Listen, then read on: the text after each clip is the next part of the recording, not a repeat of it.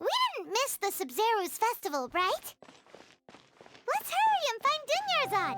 Paimon thinks she must be around the Grand Bazaar, since she showed us around there last time.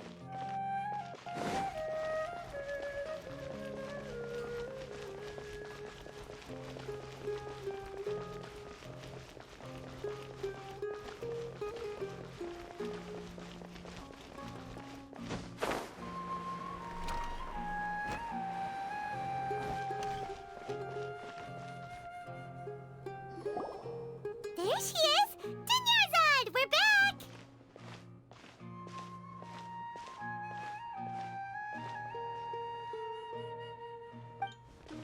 Just as promised, Traveler and Paimon. I'm so glad that you two came back to celebrate Lesser Lord Kusanali's birthday. Indeed. The festival's tomorrow. We've been preparing for so long that I can't help but feel a little nervous.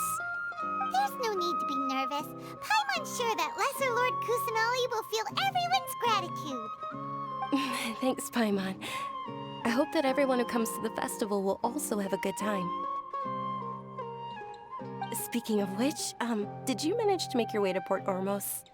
Discover anything over there? Of course we went. A lot of things happened there.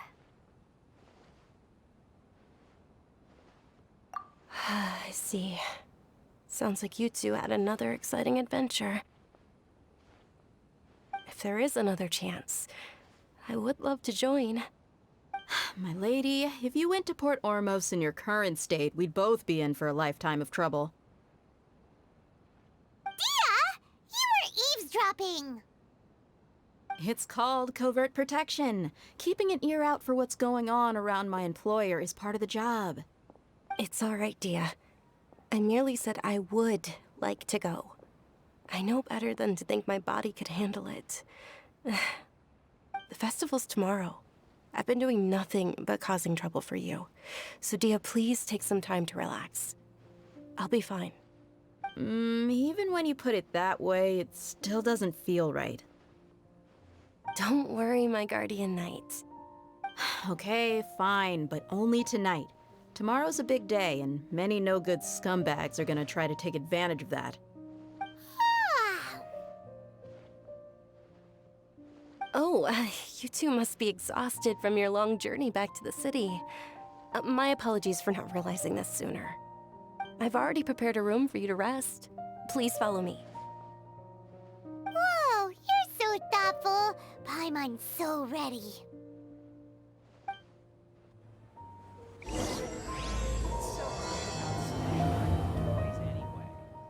Welcome. Get your spices here. We've got all kinds.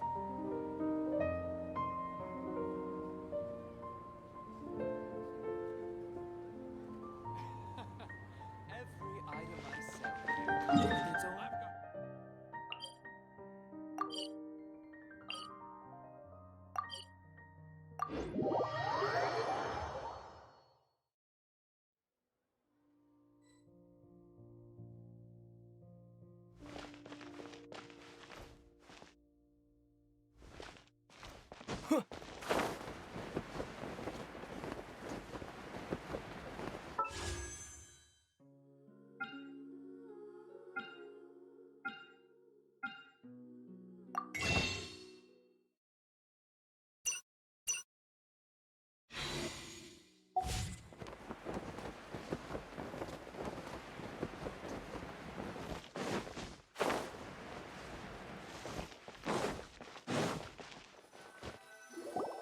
Here we are.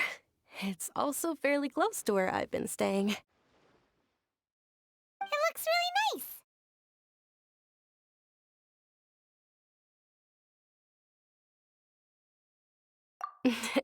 Not at all. Just tell me more about your adventures when you next get the chance. That's Paimon's specialty. Paimon can tell you stories next time. Oh, if you don't mind, how about we all walk around together tomorrow? All of my friends will be working the festival, and Dia is still insisting on her covert protection. Yeah, it'll be pretty hard to relax and enjoy the festival if Dia's constantly hovering over you, right? Then let's meet at the nearby bazaar first thing tomorrow morning. Have a great night. It's a deal. Good night, Dunyarzad. I may be too excited to fall asleep tonight. See you tomorrow. Paimon's starting to really look forward to the Sub-Zero Festival, too. Will there be lots of yummy food? Oh, no. Thinking about food is just gonna keep Paimon up all night. The earlier we sleep, the better. Let's go inside, Traveler.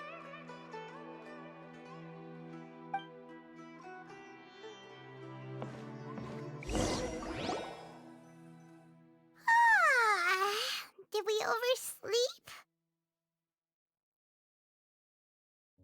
We should go meet Dunyarzad right away.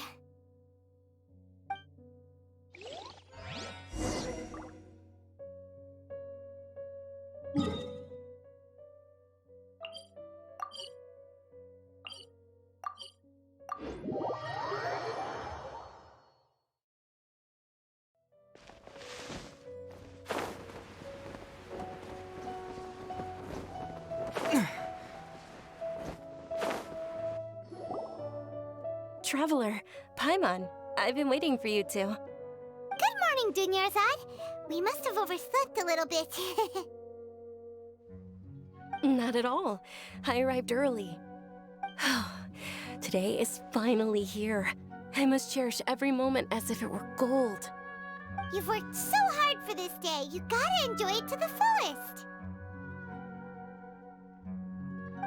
You know it. It's just that, as expected, I had some trouble falling asleep last night. I'm hoping my body won't be too much of an issue today. Well, shall we? Let's start with the stalls over there. Many vendors came out of the blue to support the event, and they insisted on covering costs themselves. Let's go give them some business. They paid for everything out of pocket? Oh, sounds like they're not in this just for the Mora. They all said that contributing to a lively festival atmosphere is more important than money. Especially since we don't often get to celebrate Lesser Lord Kusanali's birthday. Ooh, they're selling food over that way! This is a stall offering foods from the Haftmewa feast. Oh, you could tell straight away. I thought most people nowadays wouldn't know. Mushrooms, flowers, and all kind of fruit? It's all vegetarian stuff. Oh, Paimon's a little disappointed. So, what's the Haftmewa feast you mentioned just now? It's another Sub-Zero's festival tradition. People used to set their tables with 7 different foods. Generally speaking, the most common selections were foods like Rukushifa mushrooms, lunar lotuses, Sumera roses, sunsetias, kapulatas, hara fruits, and zaytun peaches. So, the Sub-Zero festival is a vegetarian holiday? You don't have to be a vegetarian to enjoy the spread. We just use the 7 foods to symbolize the 7 virtues of the Dendro Archon. Wait, but if that's the case, if Sumero uses vegetarian food to represent the Dendro Archon, then wouldn't the Pyro Archon's festival be full of food like roasted fowl, juicy meatballs, grilled steak? Oh, Traveler, we have to go to Natlan as soon as possible! I hope your wish comes true one day, Paimon. Thanks! Alright, how about we also check out some of these other stalls?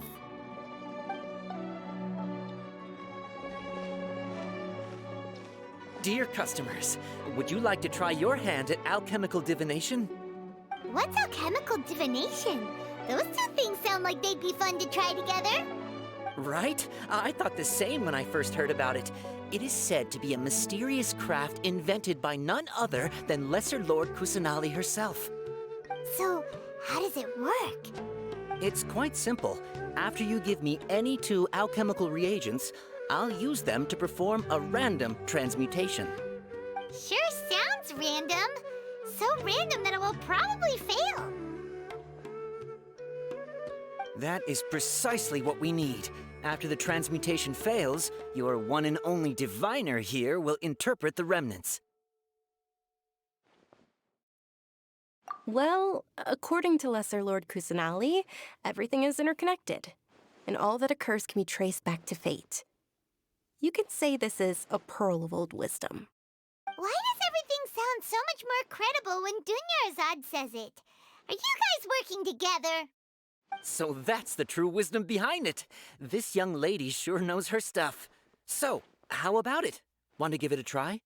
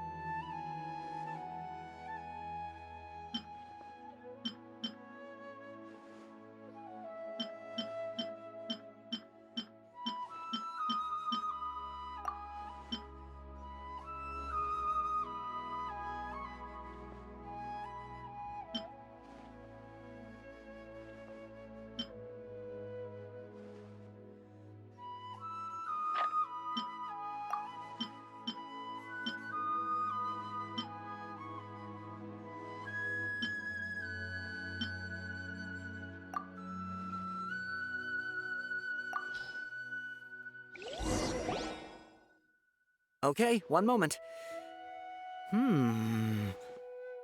It's the moon.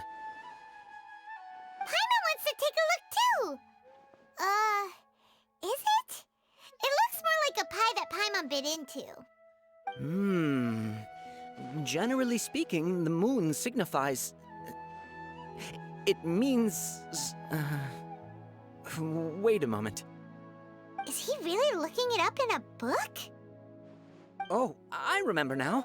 It means illusions and lies. Illusions and lies? That sounds rather ominous. Yes, but this book says that if you trust your intuition and overcome your fears, the sun will surely rise. He's not even trying to hide his book anymore. Naturally, fate will only ever show you the beginning of a journey. It is up to you to forge your own ending. Oh, thank you so much. I'll keep that in mind. Oh, it's nothing. I'm just learning as I go. Guess that was still pretty interesting. Okay, on to the next stall. They say the Sub-Zeros festival was very lively a long, long time ago. Large flower carriages used to parade through the city. As they headed towards Port Ormos, people would throw flowers, candy, and liquor all along the way. Dunyarzad's eyes are sparkling right now. I wish I could have seen that spectacle. But if you ask me, I'm sure Nilou's Dance of Sub-Zeros would be just as impressive.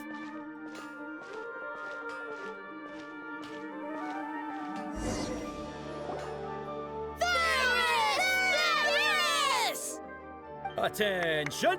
Soldiers, fall into formation if you want any Yalda candies.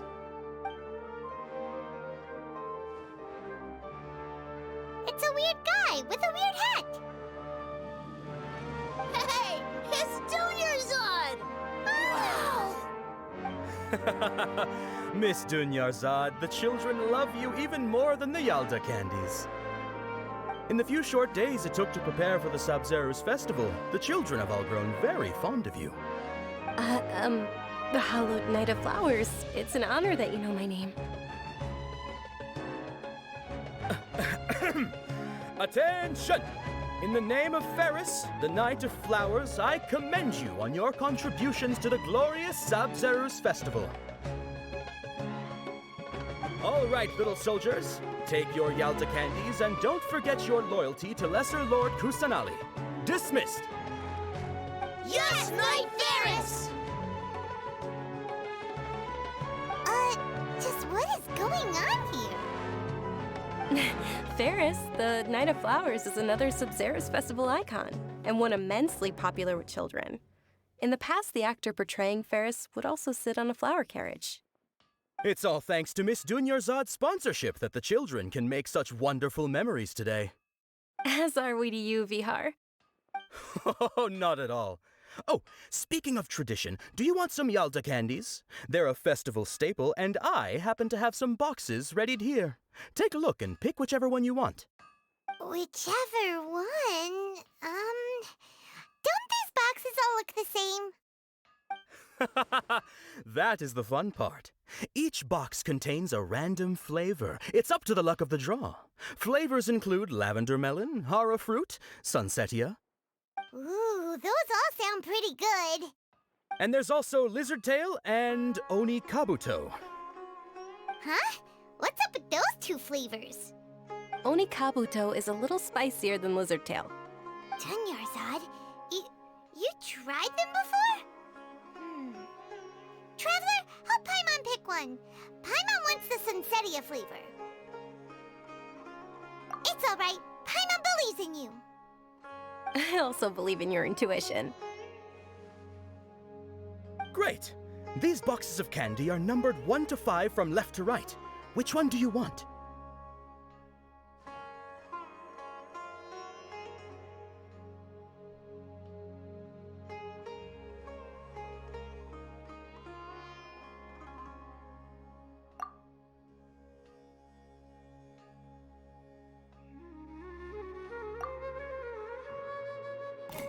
Attention!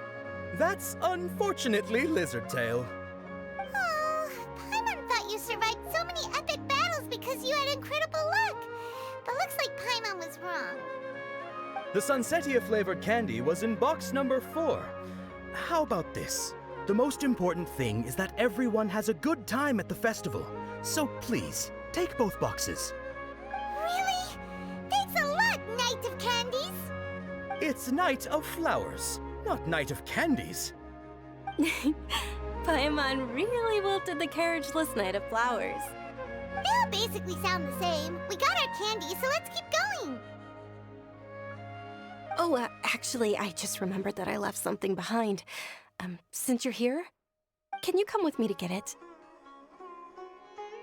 Dunyarzad, you probably forgot because you're so excited about the Sabzeruz festival. How embarrassing.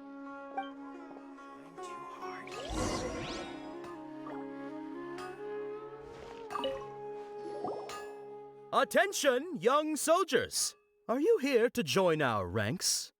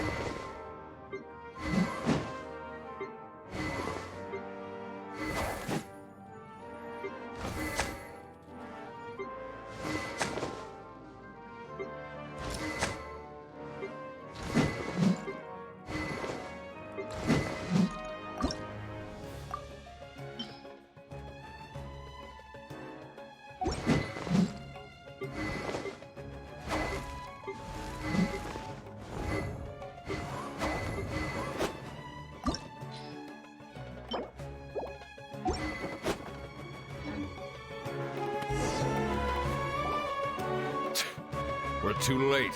Who knew the little lady was such an early riser? I know, right? Hey, wait a minute. Boss, isn't that her?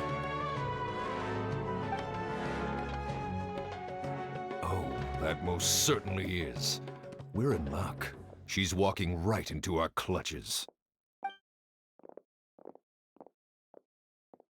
Those Eremites don't look like they're up to any good.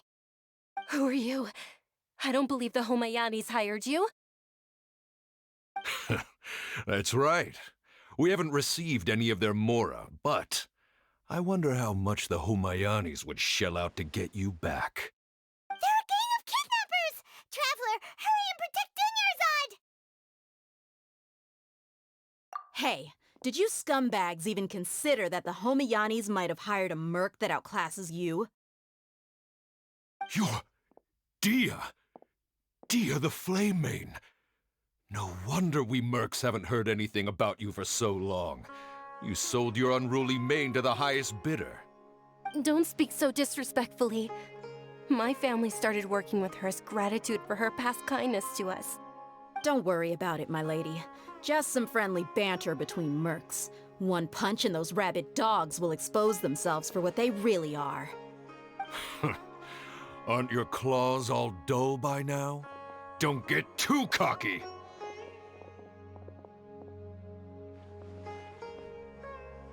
Traveler, take Miss Dunyarzad to a safe location. No, we're gonna stay and help. There's too many of them. You're right. All right, fine. Please be careful, Dia. Don't waste your time worrying about me. This is my job. Look out for yourself. After I've wiped the floor with them, I'll go find you all.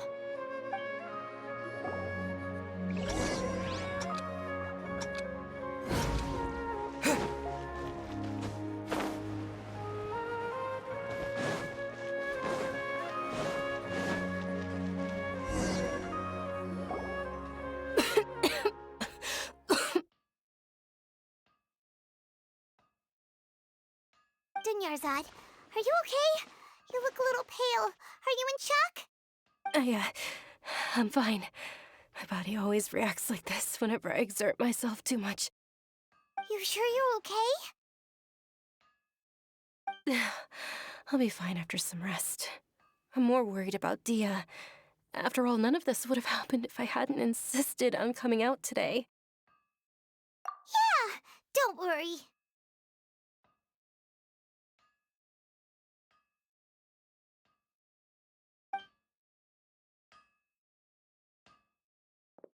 My lady, Traveler, found ya. Dia! You took care of them so fast! Any more of them? Or rather, did anyone follow you? Dia, your arm. Oh, this? I'm fine. It's just a scratch. Normally, they wouldn't have been able to land a hit on me at all, but I'm still getting used to this new greatsword. Please, let me take a closer look. Come on, it's nothing. Us mercs aren't as fragile as you think. Hold on, you said something about a new greatsword. What happened to the one you were using before? About that. Well, I sold it, because I was low on Mora. Stuff like this happens every now and then. It can't be. The anonymous donation that was used for the venue's final round of preparations?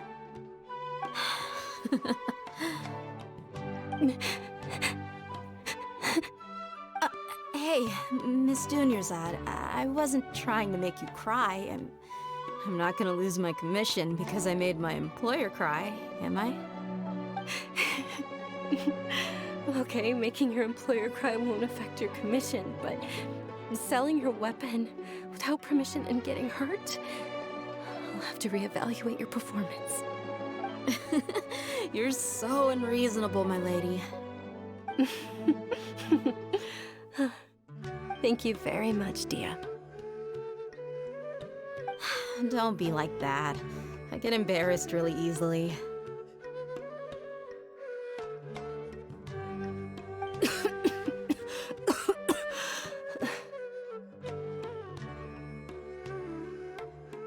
Are you feeling unwell again, Dunyarzad? My lady, your condition. Traveler, can you take her somewhere to rest?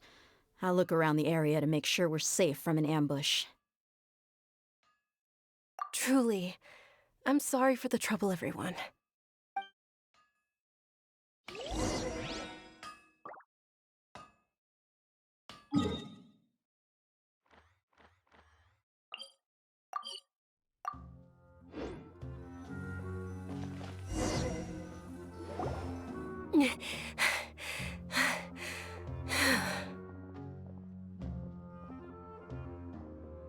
Are you feeling better, Dunyarzad? Yes, much better. Just give me a few moments and I'll be good to go.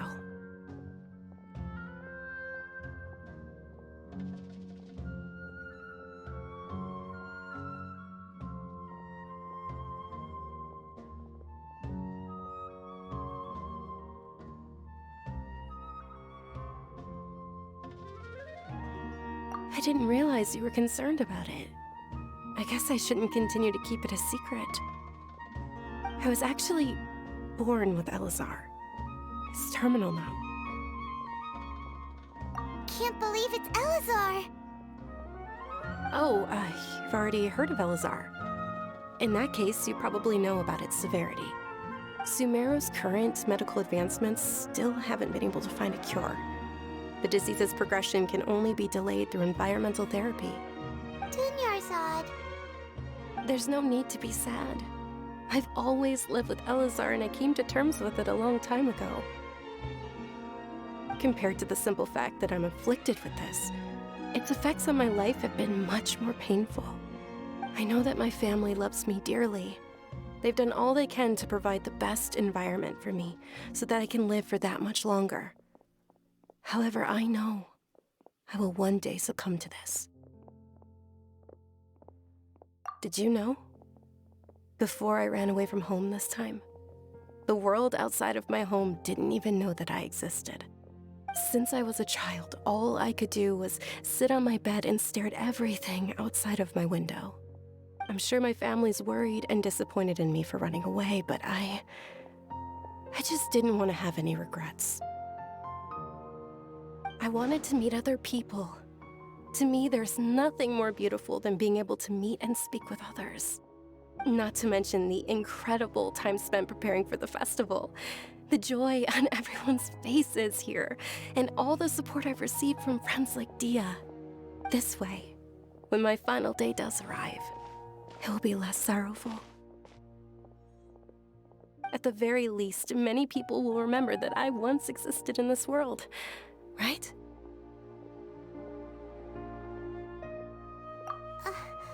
As long as you don't forget Paimon, Paimon also won't forget about you. No, you Even if you forget Paimon, Paimon will still remember you. Thank you two so much. I apologize for the depressing conversation. This is out of character for me. To be honest, Lesser Lord Kusanali gave me the courage to do all of this. If it weren't for her encouragement, I wouldn't have taken that first step.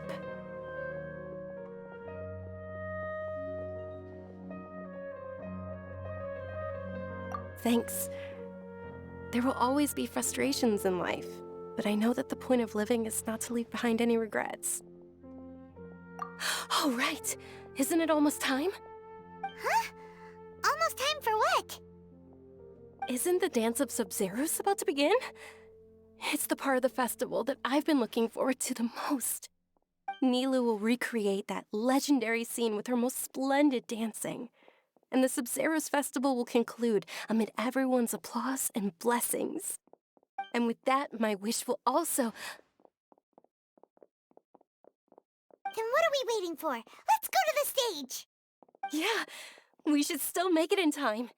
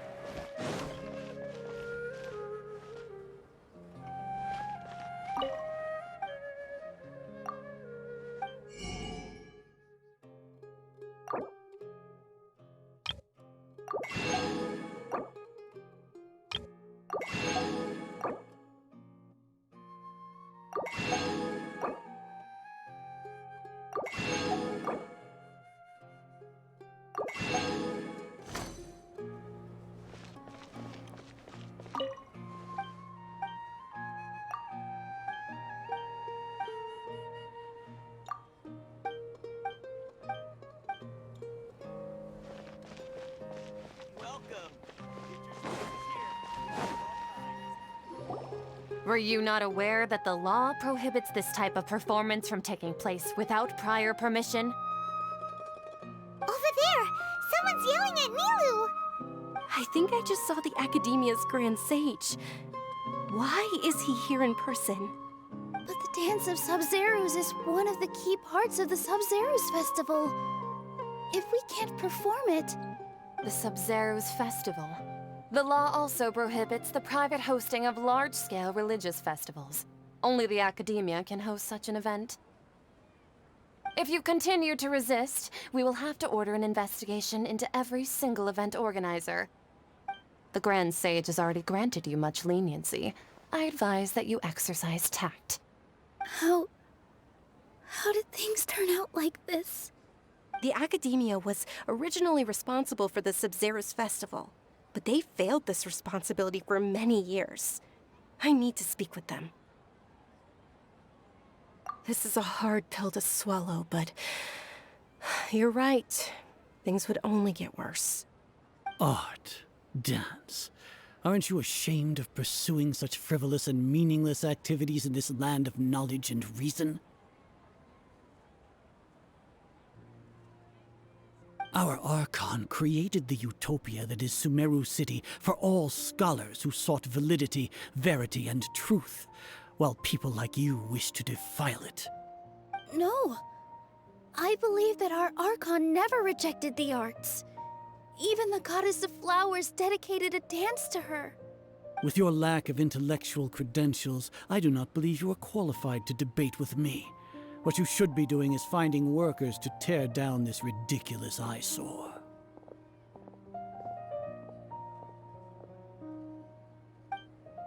When we return, have the scribe draft an ordinance before the next Nyagarbha Day that prohibits public art performances. We will announce it to the public later via the Akasha. Understood. I will inform him when I return.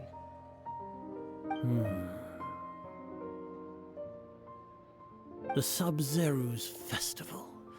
Go celebrate the birth of that god to your heart's content. okay?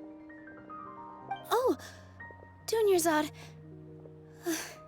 You all saw that just now? The Grand Sage ordered us to stop the performance. Yeah. Let's go somewhere the Academia can't find us and perform there.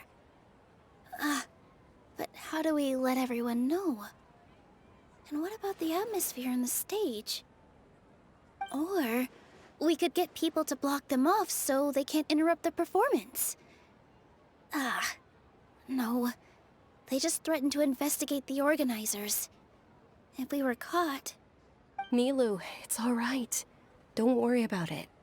But you've been looking forward to the Dance of Sub-Zero so much. And I know how important this festival is to you. I don't want you to have any regrets. It's okay.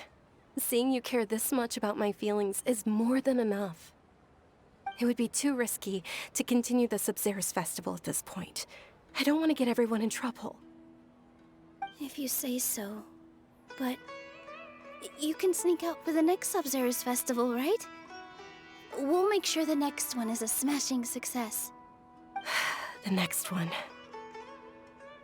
Yes. Okay. It's a promise. It will be a smashing success. Paimon can't believe this is how things turned out. Those heartless geezers. It really is okay. There's nothing we can do about it. Still, I'd be lying if I said I had no regrets. I would have loved to see Nilu's dance.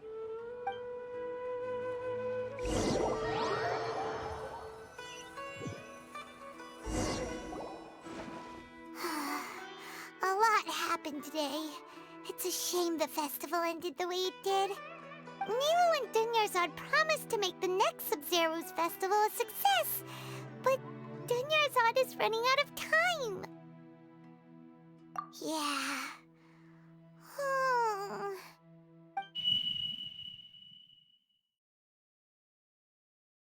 All connections have been secured to construct the most stable framework possible. The project is entered its most critical phase. Power has begun to flow from...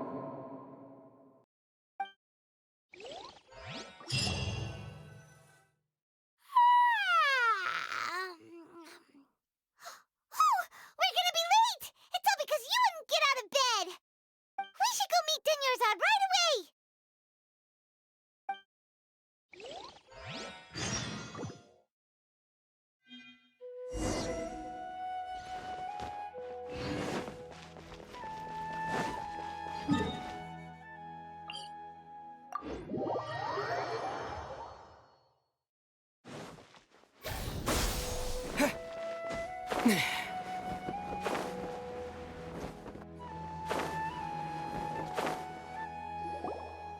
Good morning, Dunyarzad. Sorry we're late. Not at all. I arrived early. You seem kinda tired. Did you not get enough sleep? I'm doing well. There's no need to worry. Shall we go? Let's start with the stalls over there. Sure! Traveler? Why are you just standing there? Let's get going!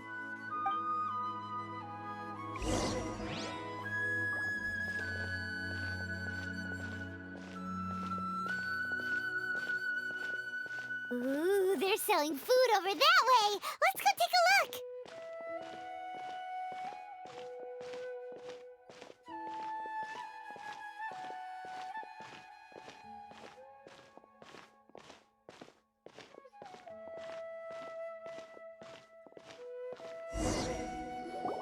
This is a stall offering foods from the Haftmewa feast.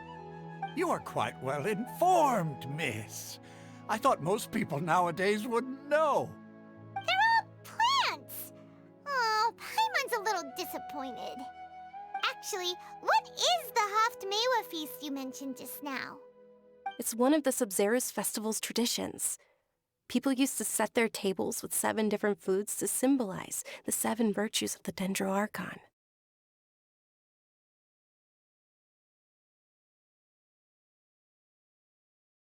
The remnants appear to be in the form of the moon. Really? Paimon thought it looked like some kind of food. The moon signifies... It's escaping me for now. Wait a moment.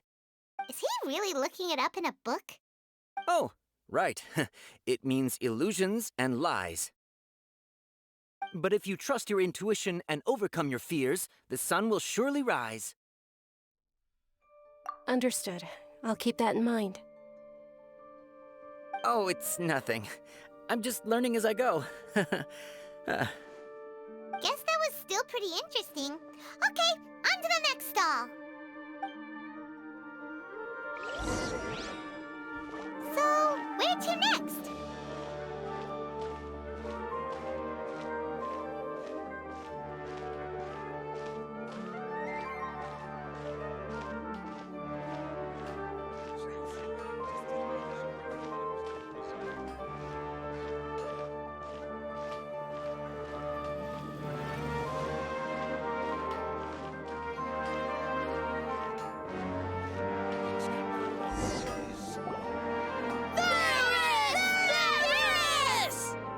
All right, soldiers. Now that you have your Yalta candies, don't forget your loyalty to Lesser Lord Kusanali.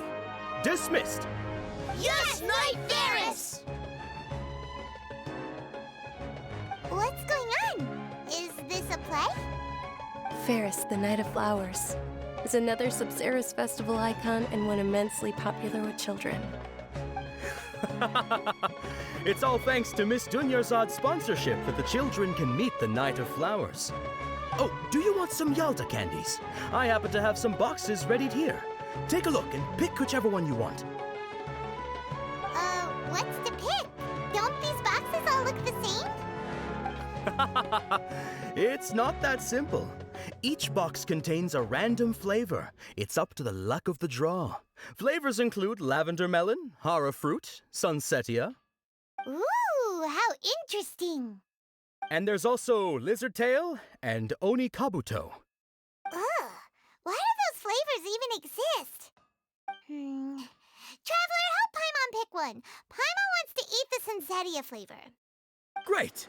These boxes of candy are numbered 1 to 5 from left to right. Which one do you want?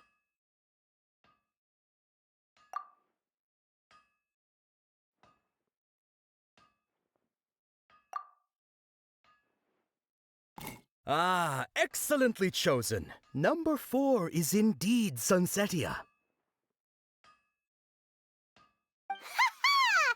Paimon bet you had incredible luck, and Paimon was right!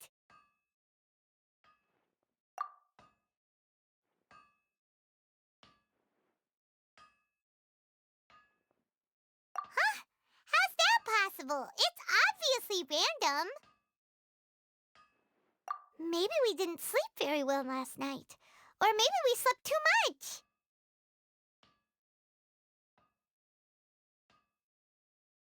Oh, sure. Huh? Where are you going? You're just gonna walk off like that?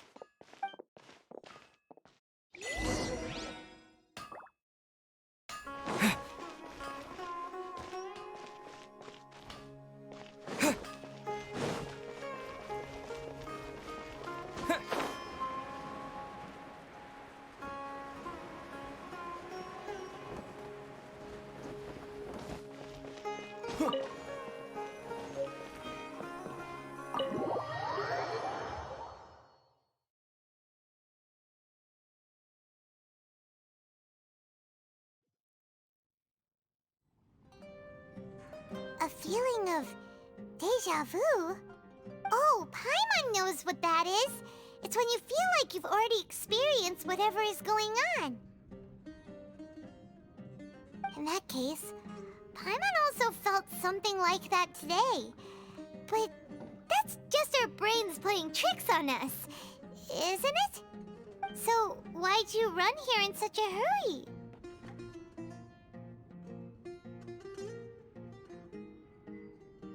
So that's it!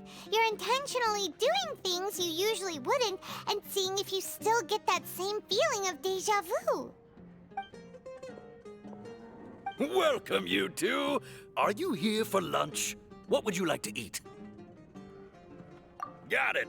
You don't look like you're from these parts, but I gotta say, you've got good taste. I'll give this order to the kitchen. Coconut charcoal cake? Isn't it that burned thing that didn't look tasty at all? Oh, Paimon understands what you're trying to do now. You'd never normally order something like this.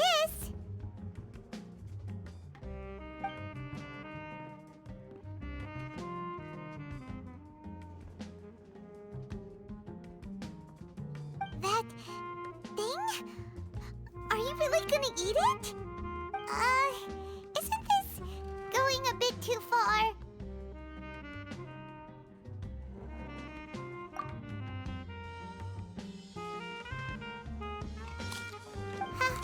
How was it? The look on your face is telling Paimon that it tasted awful. Then, you mean...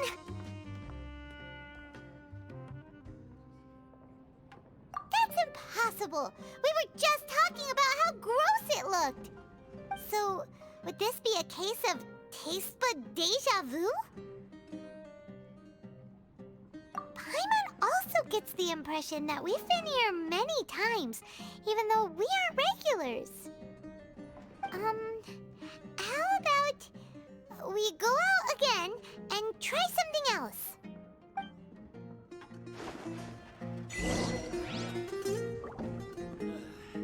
Just can't beat the atmosphere here.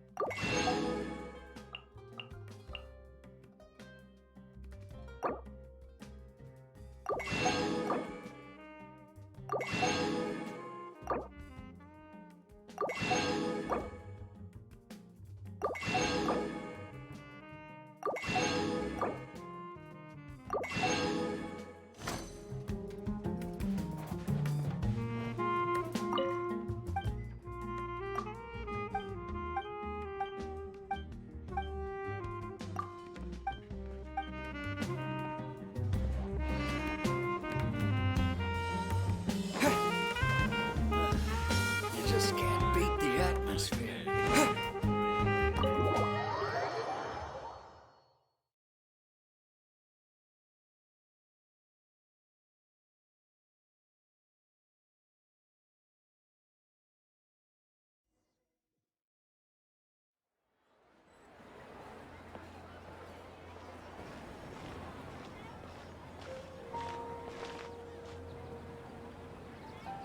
Hey, Dinyarzad is sitting by herself on that bench over there.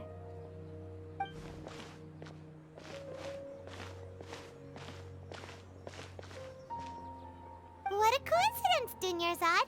We meet again. Why are you sitting here all by yourself? Oh, I ran into some kidnappers just now, but thankfully Dia came to my rescue. I started to feel unwell after that, so I sat down here. Kidnappers? Oh my goodness, are you hurt? I'm okay. Dia's arm got scratched, but it isn't serious. Whew. That's a big relief. But, Dunyarzad, you seem a little down today.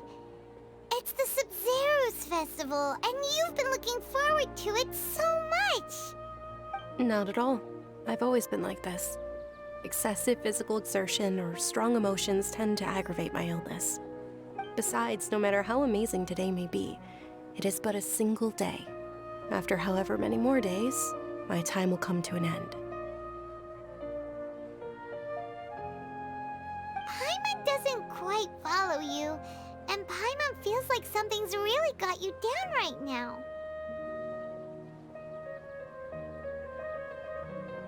It really is fine. I don't mind.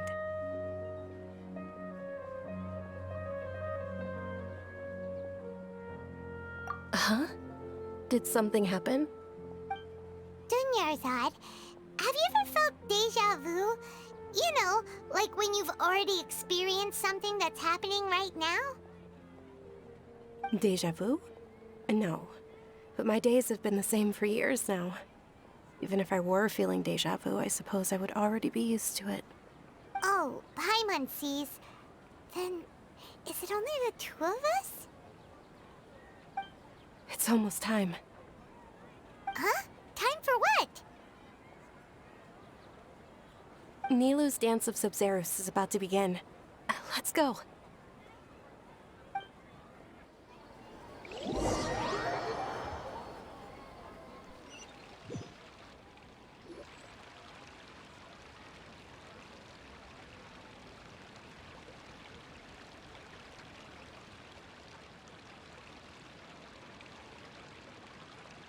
With your lack of intellectual credentials, I do not believe you are qualified to debate with me. What you should be doing is finding workers to tear down this ridiculous eyesore. When we return, have the scribe draft an ordinance before the next Nyagarbaha Day that prohibits public art performances. We will publicly announce it later through the Akasha. Understood. I will inform him when I return. The Sub-Zero's festival. Go celebrate the birth of that god to your heart's content.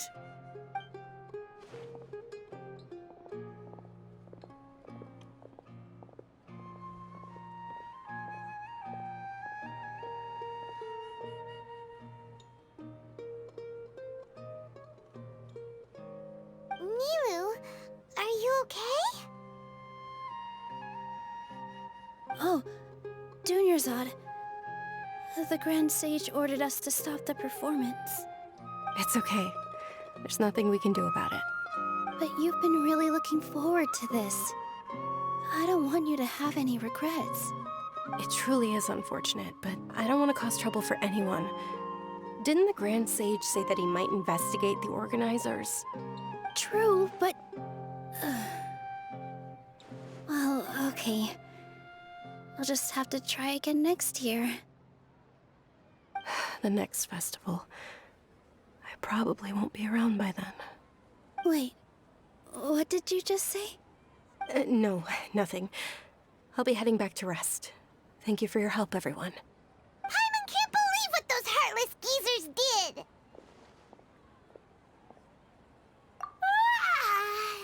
Did Dunyarzad already go back? We should also return and get some sleep.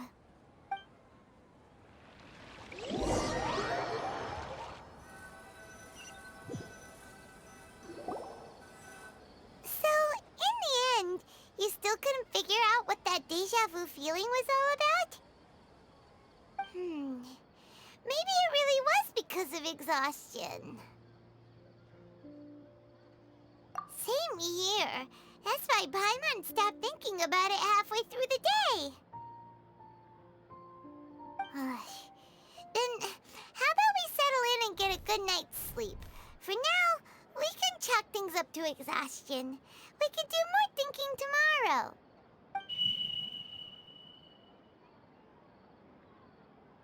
Observing a modest drop in the output of Jnana energy, but values still remain within normal parameters. Continue to monitor for variances in the data and find the cause as soon as possible.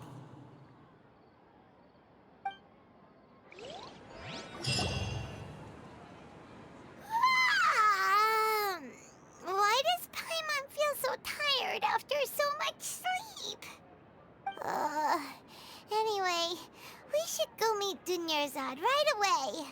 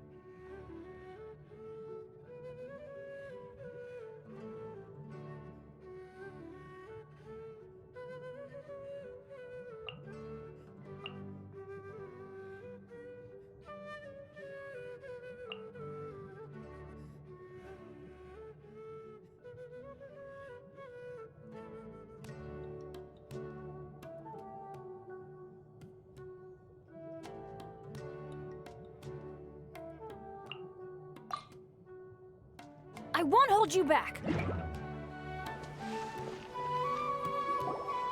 morning, Dinyarzad. Sorry to keep you waiting. Not at all. I arrived early. Huh? Paimon thinks you sound kinda tired. Did you not get enough sleep? I'm doing well. There's no need to worry. Shall we go? Let's start with the stalls over there. Great idea! Let's get going! Traveler? Hey.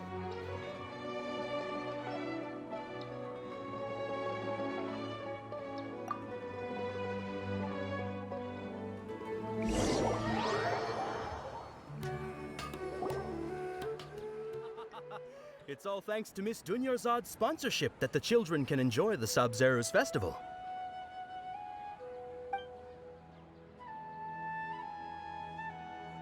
Oh, are you interested in Yalda candies? I have some boxes of candy here.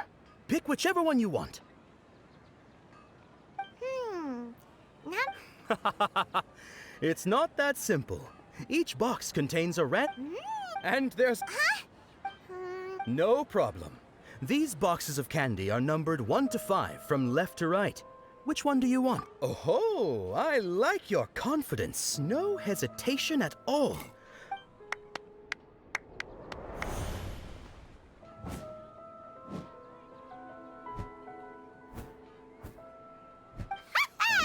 Paimon knew he always had incredible luck!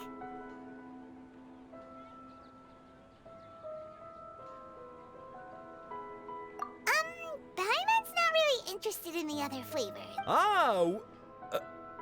Wait. How did you know? Don't tell me that you already knew which flavor was in each box. What? He was right about all of them? That couldn't have been luck. How is this possible? I packed all those boxes this morning and they've been sealed ever since. You couldn't have known beforehand. Mind reading? X-ray vision? Or some kind of magic trick? This is way too freaky. Tell us what's going on! Since when did you get superpowers? Traveler?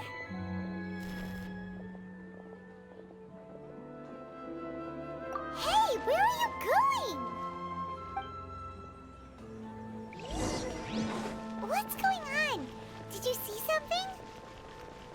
Us leaving Dunyarzad without letting her know is kinda rude, you know.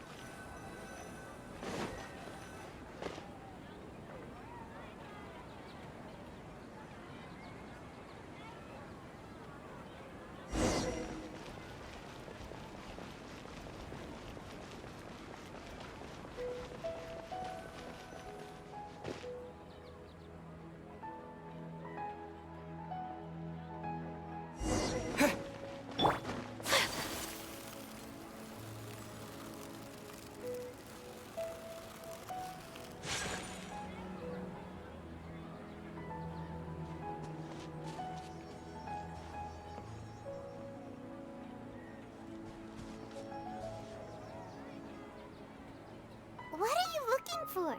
Why did we come here?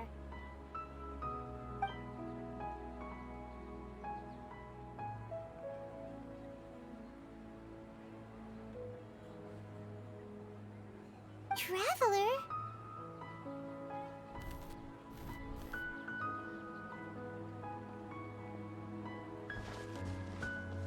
That's...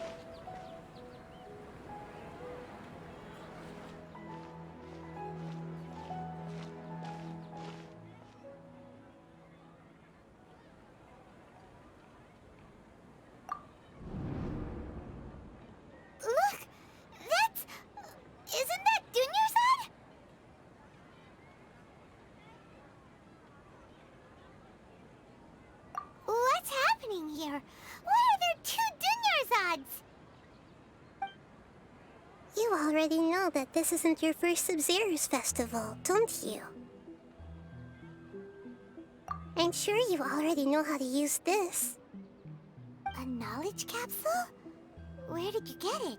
What's inside? You should use it too, Paimon. You know Paimon? Well, this seems kinda sketchy, but Paimon feels like this is what we should do.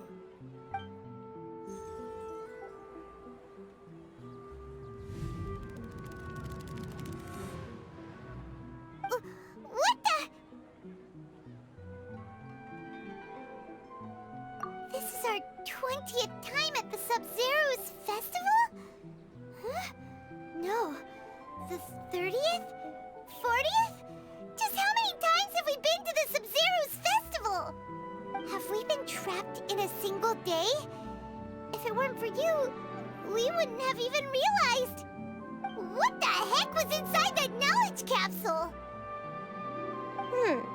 Your memories are still scrambled? Try your best to remember. This isn't the first time we've met, and I answered that question a long time ago. Let Paimon think. Oh, it's coming back. Meeting you was the real catalyst for restoring our memories, and the knowledge capsule was just your means of showing our minds the way. What about everyone else? Why are you only helping the two of us? Your sense of deja vu is stronger than everyone else's, yes? As for an explanation, you two received the blessing of Dendro. And you also have special, sensitive constitutions. It was as if a single sheet of paper was separating those memories from your consciousness. A familiar question. I think this is the 7th time you asked that. As you can see, she isn't doing well.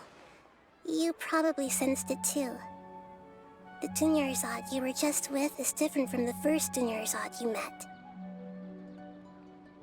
That first Dunyarzad is in front of you right now, and she doesn't have a lot of time left. Looks like you're almost done sorting out your brain. Oh yeah, I'm Nahida.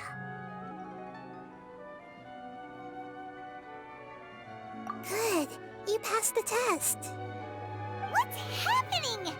You can awaken our memories, and you seem like you know what's going on. Oh, wait, please don't tell Paimon even you don't know. Everything in this world runs in a loop. This cycle is called a samsara. You, me, and everyone else are all stuck inside a one-day samsara. As for the truth, that's on you to find out. If you were told the truth instead of discovering it yourselves, it would literally blow your minds. I don't know how you'd be after that. I can only give you surface-level help, like bits of information and subtle hints. For the rest of the time, I'll be doing all I can to slow down Dunyarzad's illness. She looks like she isn't doing well at all. Her illness gets worse after each Sub-Zero's festival. If we can break out of the samsara, I might be able to save her. But as things are right now, she's just a small bird in the sky that's about to lose its last feathers. All I can do is raise a gale to delay her fall. You sure love to use weird analogies. Analogies are wonderful tools. They let you use existing knowledge to understand unfamiliar things. Okay, so, with what you know so far, what do you think the truth is?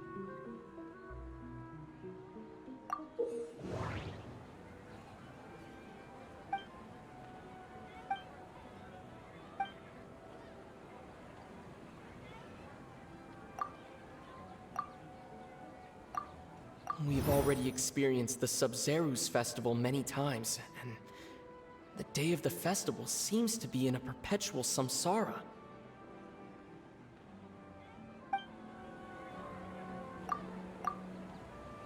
What's happening right now seems to have happened before. This feeling has been getting stronger and stronger.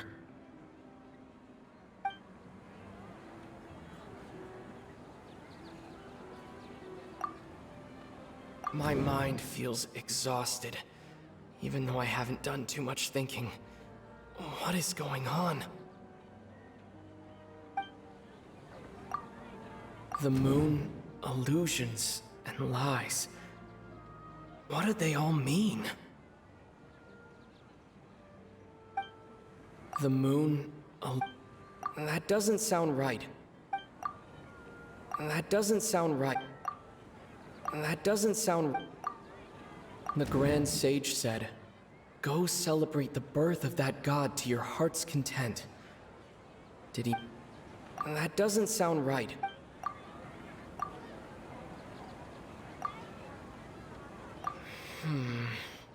I can't...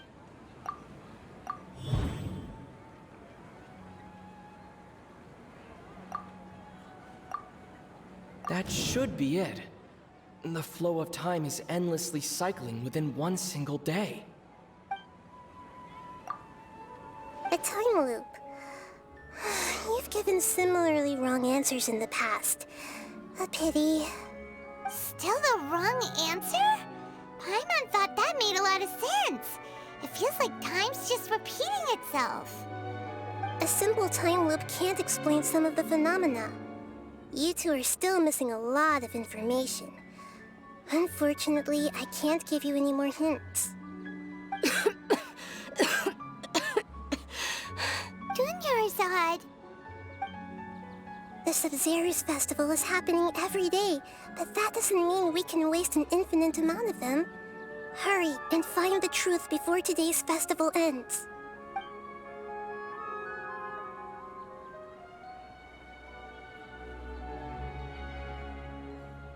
Let's think about our current situation. To save Dunyarzad, we have to escape the samsara of the Sub-Zero's festival. And to do that, we need to figure out what's happening. The truth. Nahida rejected the idea of a time loop, so we must have missed something, right? Paimon's memories say that we've already done this many times, but let's go talk to people again. It's more productive than sitting here and scratching our heads.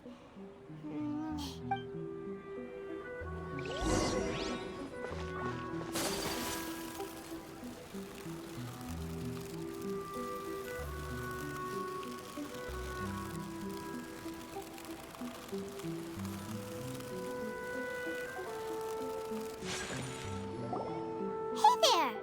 Hey, it's you guys again. Where's your cultured friend? She's feeling a little unwell. I see. Did you come back to buy something? I guarantee the freshness of my products. I harvested them from the forest just yesterday. Huh? What brought this about? I hurried back from the forest yesterday, and I'm selling produce here today. I haven't felt anything strange. To put it another way, if you really think about it, was yesterday truly yesterday? Did you actually come back from the forest yesterday? What kind of philosophical nonsense is this? Are you two daydreaming? Didn't you know that no one dreams in Sumeru? Go somewhere else if you want to find someone to daydream with.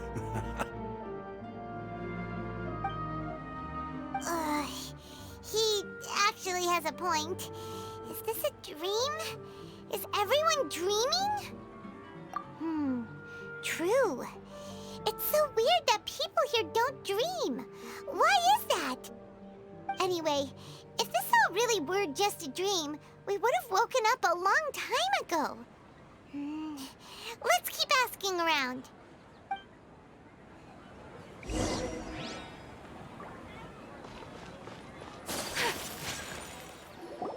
Oh, it's you two. Was my divination so accurate that you felt compelled to compliment me in person? Ooh, I knew it! I told you, the god's divination is highly accurate. You just hadn't fully understood its significance yet. You're really excited about this, huh? That's exactly why we came back. Help us better understand it. Help you better understand it? Well, that isn't exactly what I excel at. So, you're admitting that you don't have a clue?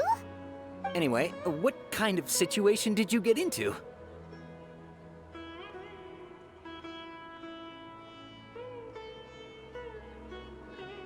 Huh? Hold on a second. I thought you guys just lost your wallet or fell for a scam. What you just said, are you serious? Does that kind of thing actually happen in real life? Paimon knew you weren't going to believe it. Marvelous. Truly marvelous. I believe you. Recall the interpretation of your divination. The moon, illusions, and lies. It really felt like an omen. When you say it like that, the divination does sound like it's related to what's going on. Can you read any more into it? I believe that the Archon's revelations are never more than vague hints. Anything more specific is beyond the reach of mere mortals. The book only says, if you trust your instincts and overcome your fears, the sun will surely rise. So that's how it is. Looks like fortune-telling is just fortune-telling. It's no good for practical problems. We haven't made any progress. Who else can we talk to? Paimon remembers that we tried talking to her a couple of times, but she always thinks we're playing pranks on her. You think she'll brush us off again? Yeah, if we tap into Dia's strong sense of responsibility as a mercenary, then she'll definitely take us seriously. At this time of day, Dia's probably just finished beating up those kidnappers. Let's go find her.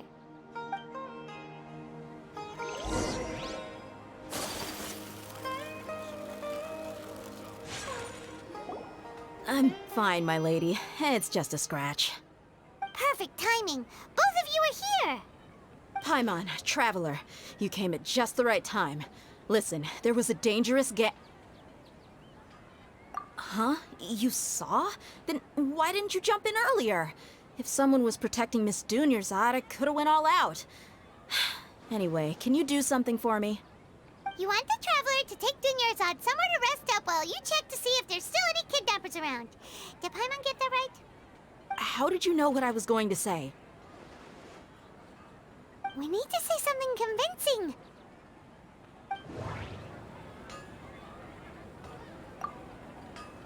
My mind feels exhausted. The moon, illusions, and lies. Dia sold her greatsword to raise additional funds, and then she was injured because she wasn't used to her new weapon.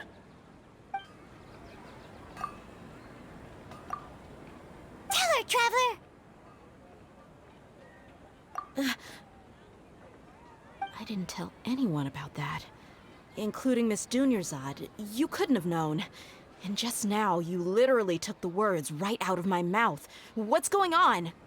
All right, so this is the situation.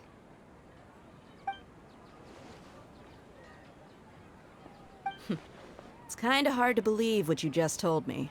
First, let me make something clear. Most of us desert dwellers might not be the scholarly type, but we do have basic common sense. She's quieter than usual. Uninterested in anything and really gloomy. Yeah, she isn't the same as before, but her parents said that this is how she was like at first.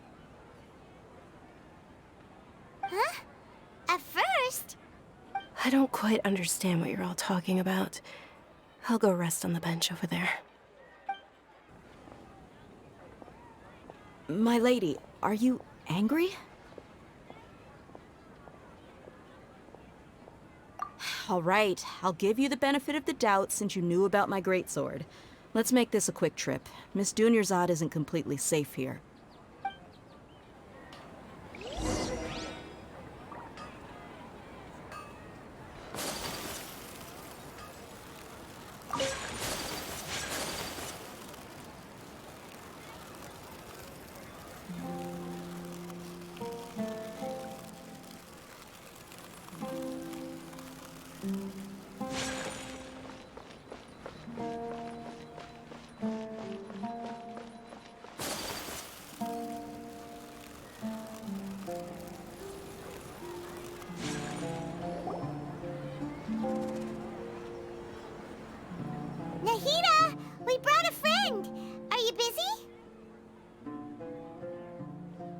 thought I told you that it won't help to bring anyone here.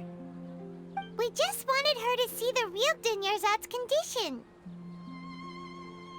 The real Dunyarzad? Where and who are you talking to?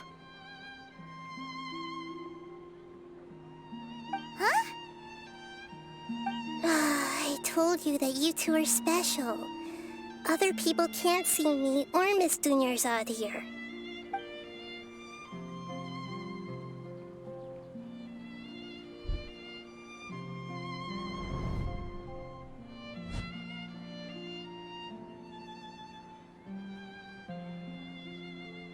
Hold on.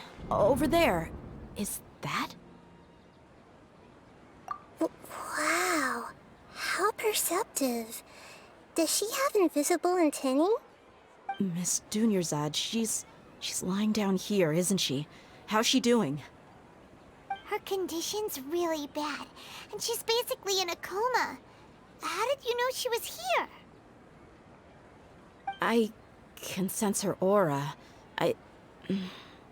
There are also lingering feelings of something like regret or disappointment. What happened? Do you believe us now? The Sub-Zero's festival has been repeating itself. So, you think the sages are behind this? Yeah, they've always been against us. Wouldn't surprise me if they're using the Akasha to intentionally repeat the Sub-Zero's festival as a sick joke. You have a point. Aside from the Dendro Archon, the Academia's sages are the only ones in Sumeru who could pull off something like this. Maybe there's more to the Akasha than we know. Right! Didn't you awaken our memories using something that looked like a knowledge capsule? That means you must know something about the Akasha! The Akasha relies on the power of a gnosis to operate, as it is the manifestation of the God of Wisdom's power. It compiles the wisdom of the entire populace, and it grants knowledge to the people. A gnosis could do that? No wonder the Akasha is so magical. It's being powered by the gnosis of Sumeru's Archon. So, this Nahida you mentioned, what did she say? She said, and Paimon quotes, "The Akasha relies on the power of a gnosis to operate, as it is the manifestation of the God of Wisdom's power. It compiles the wisdom of the entire populace, and it grants knowledge to the people." Compiles the wisdom of the entire populace and grants knowledge to the people. Wait. I get the grants knowledge part. That's what people have always used the Akasha for. But compiling the entire populace's wisdom? How does that work? Did she mean that the sages enter new knowledge into the Akasha? Oh, yeah. That sounds about right. What do you think?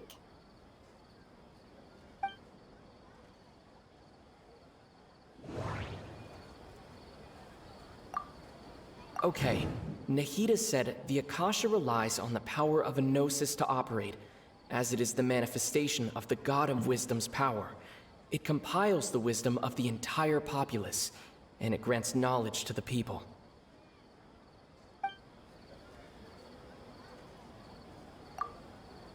People in Sumeru don't dream. What a strange phenomenon. My mind feels exhausted. What's happening right now? That doesn't sound right. I need to carefully... That doesn't sound right. You mean the Akasha is causing our mental fatigue? Huh. Now that I think about it, my head's been feeling unusually heavy. When the desert dwellers set off on their quest for knowledge, a sage once said, knowledge always comes at a price. Compiling the entire country's knowledge. You think the Akasha pulled a 180 and is extracting information from us? Who knows? The Akasha can put knowledge into our heads, so who's to say that it can't also poke around in there? We don't know any specifics. What's the point of doing something like that? Just think about it. If you could combine the knowledge of every single person in Sumeru, then you can basically turn Sumeru City into a single massive brain. This hive mind could make breakthroughs in problems that even the smartest geniuses can't crack. An excellent deduction. And the analogy comparing Sumeru City to a massive brain? I love it. In that case, we should take off our Akasha terminals right away. Maybe that'll solve this problem. Yeah, I was only wearing this for show in the first place. Didn't expect the sages to cook up such a conspiracy. Mark my words, when this is over, I'm getting evidence and exposing this whole thing to the public. How does everyone feel? Huh? What is it?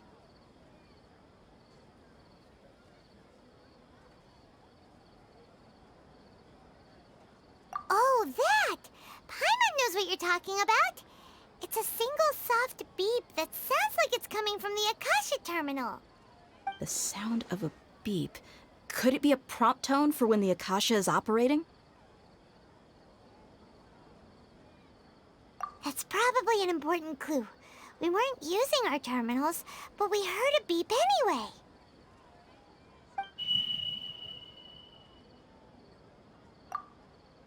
Traveler, did you hear that? I heard it too. Our ears aren't messing with us. There was definitely a beep, but it sounded like it was coming from inside my head. We took off our Akasha terminals.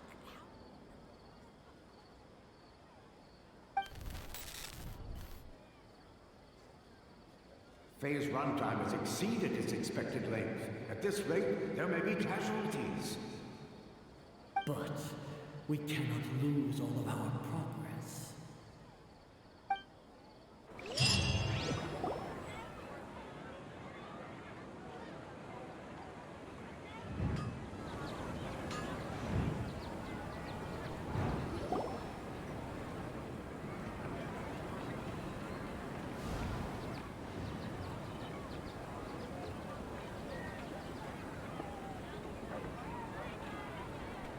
Paimon remembers everything! Good. You adapted quickly this time. We definitely took off our Akasha terminals last night, but we still heard that beep. Why is that?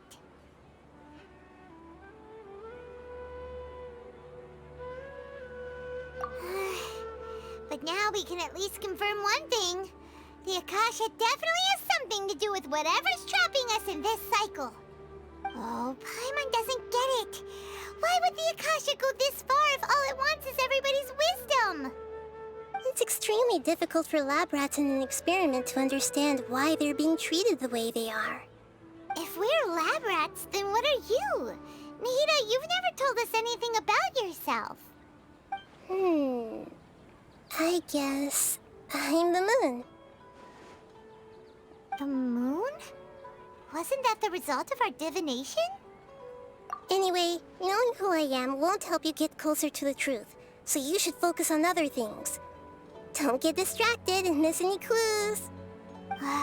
Okay then. Dia helped us a lot yesterday, so let's go find her. If Paimon's reading the time correctly, those kidnappers should be showing up soon.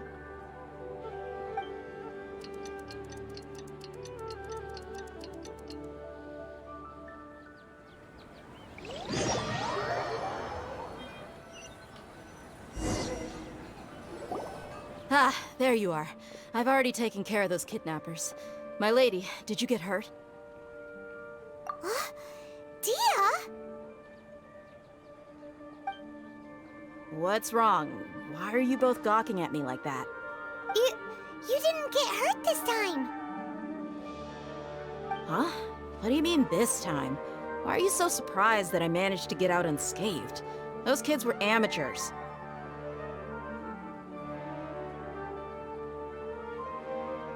Shh! How did you know about my greatsword? I haven't told anyone about it. Please, don't tell Miss Dunyarzad. So Dia's lost her memories after all. Anything strange? You already know that I got a new greatsword. If I had to say something, It's weird how such a new weapon could feel so familiar. It's as if I've already used it to fight a countless number of battles. You're saying that although you don't remember using it, your body feels like it does? That's right. Both mercenaries and warriors heavily rely on muscle memory. Only knowing the theory of battle won't get you anywhere. Traveler, what do you think?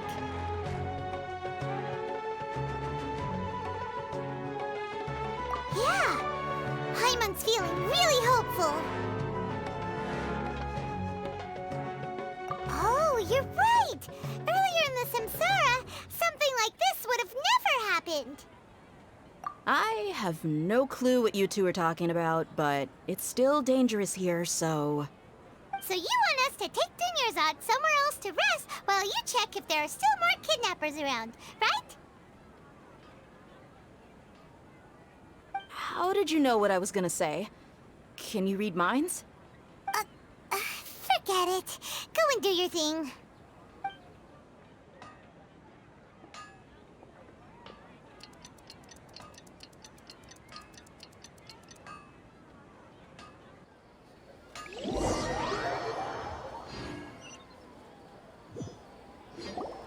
Whew. It's finally nighttime.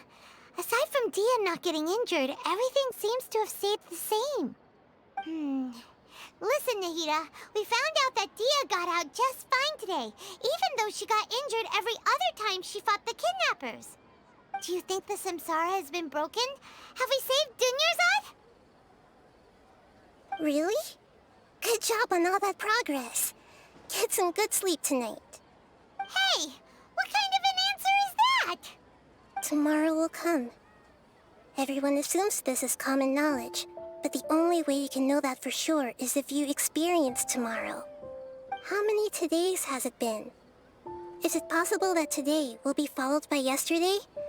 Does tomorrow truly exist as anything beyond a made-up concept? It's even possible that this entire world is a lie, and the history of the whole world has just been one endless Sub-Zero's festival. Okay, no more. Paimon's brain is already shut down. That's why it makes no sense to waste your energy thinking about things you will learn tomorrow. Get some good rest. You know, use the bathroom and flush your anxiety dookie away. Huh? Hold on, what did you just say? Did Paimon hear you correctly? Huh? People always say they feel a sense of relief after they take a duk-duk. That's why I suggested you could try that. Is that so strange? It's so strange and so against common sense that Paimon's at a loss for words. You were sounding kind of smart just a minute ago. Yeah, even though it's happy and lively at the Sub-Zero's festival every day, it feels like it's been a long time since we've really gotten to relax. Let's go back to our room. Continue the harvest. Compared to what we stand to achieve, these sacrifices are trivial.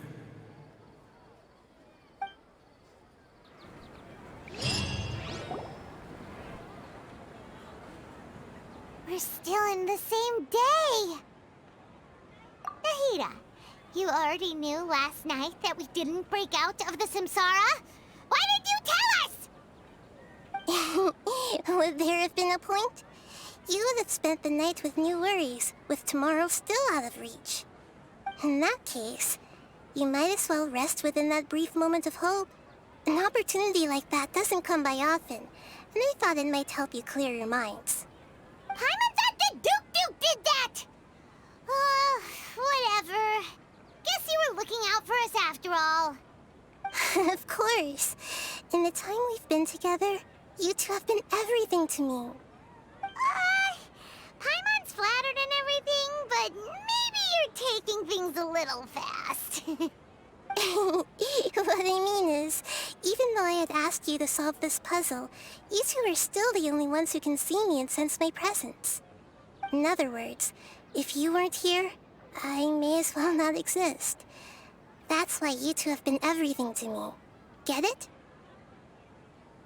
Nahita's talking about confusing stuff again. Anyway, that's enough chit-chat. So, Traveler, did the new clues yesterday help you gain a new understanding of the situation? Huh? Why are you scrapping your previous theory? Oh, yeah! You're right! Gosh, how did we not notice that? In a simple time loop, people's physical conditions should also reset. So, what's your new hypothesis? Mercenaries rely heavily on muscle memory, and Dia was able to use her experiences to avoid injury in later samsara cycles. The beep is a prompt tone for Akasha operations. We still hear it every night, even though we removed our Akasha terminals. Okay, Nahida said the Akasha relies on the power of a gnosis to operate, as it is the manifestation of the God of Wisdom's power. We've already experienced the Sub-Zeru's fest.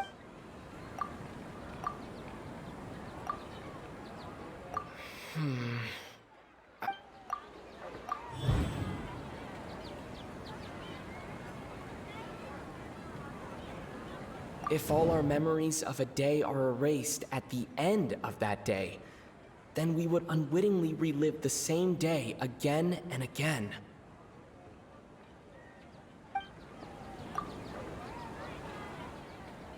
Oh! Then the beep we hear every night could just be indicating the deletion of our memories. That's why when we wake up, everyone thinks the Sub-Zero's festival hasn't happened yet. It's already the next day, but everyone still thinks it's the day before. But muscle memory can't be erased. That's why Dia has been getting better at using her greatsword. Now everything makes sense. A brilliant deduction. Nahida, tell us if we're right or wrong. To put it simply, it's as if you've mistaken a pyro crystal fly for a firefly in the night. You lost sight of its true nature because you focused too much on your perception that it glows. That isn't simple at all. Why don't you go talk to Miss Dia again? You might learn something new. Right. She did help us find our latest clue after all. Let's go! We don't have many more festivals to waste. Hurry and find the truth.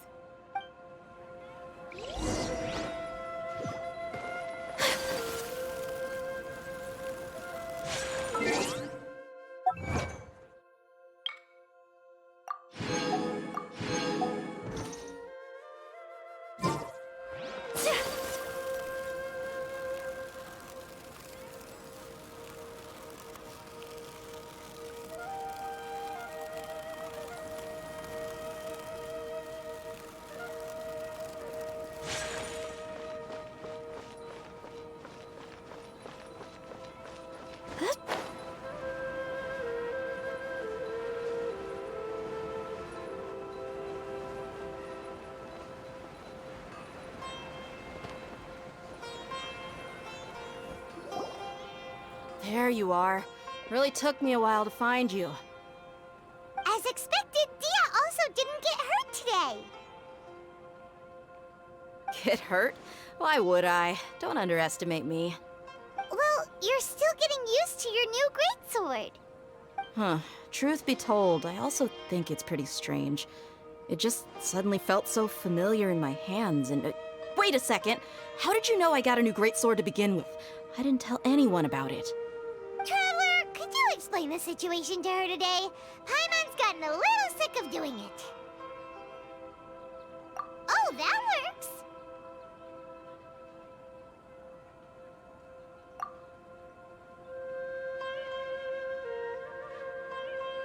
What happened to you guys while I was gone?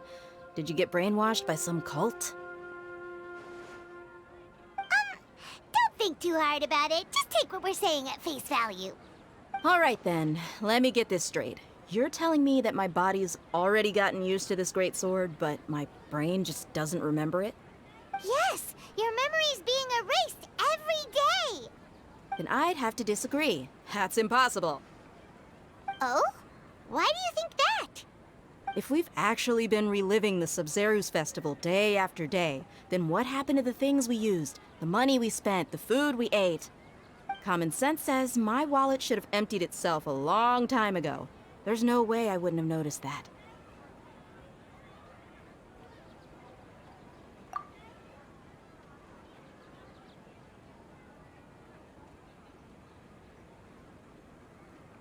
Right! They could use the Akasha to record what everyone did that day, and then use the city's resources to replenish everything! It's not very likely, but it's also not impossible. No, it is impossible. I've got proof. You have proof? Where? You two are surprisingly serious about this nonsensical discussion. Fine, I'll play along for a little longer. Come with me, Miss Dunyarzad. Please come along as well. I still can't guarantee that this area is safe.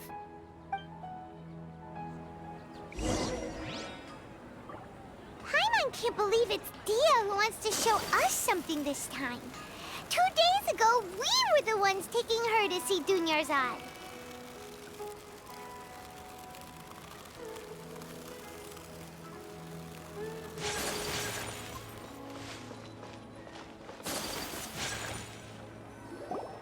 This is it. Huh? This is a wooden training dummy. What about it? See those marks on the dummy? Those are the result of several days' worth of practice.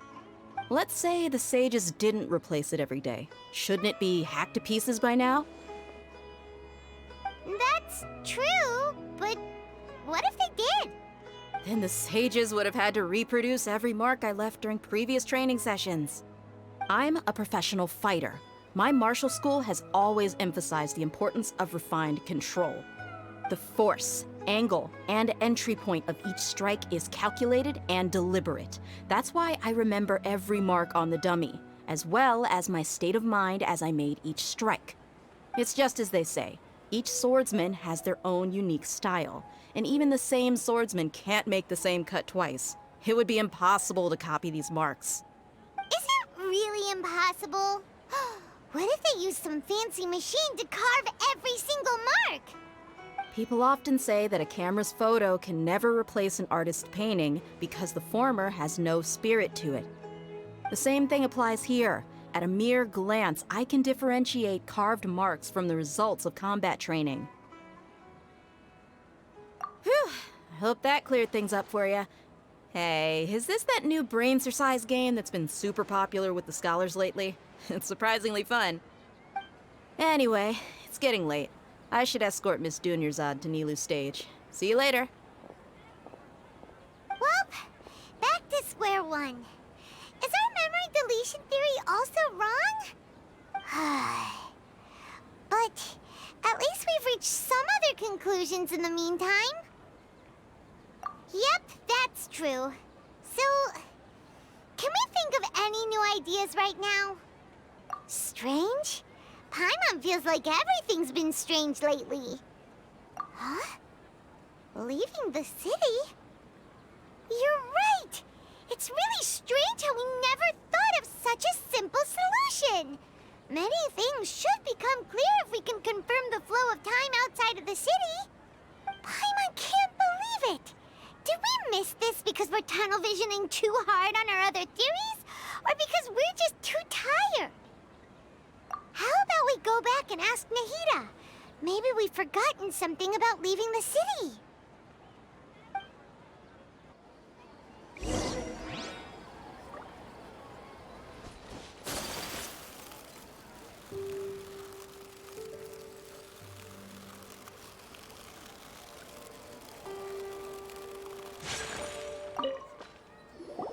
Nahida, we're back!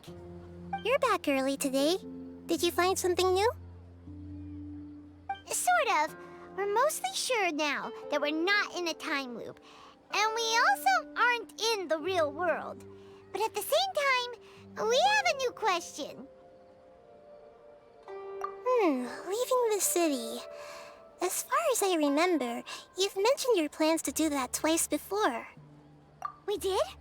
But we don't remember anything. What happened after we talked about those plans? What did we say when we got back? Let me think. I don't think you ever actually told me what the outcome was. Oh, it's probably more accurate to say that both times you never came back the whole night. But you two sometimes stay out the entire night anyway, so at the time, I didn't think too much about it. It is true that sometimes we lose track of time during our investigations. Before we know it, it'll already be the next day. But still, neither of us remember anything about leaving town. Really? That's kinda strange. In theory, I should have already awakened all your memories. Yep, something here's definitely fishy. Let's get to the bottom of this tomorrow.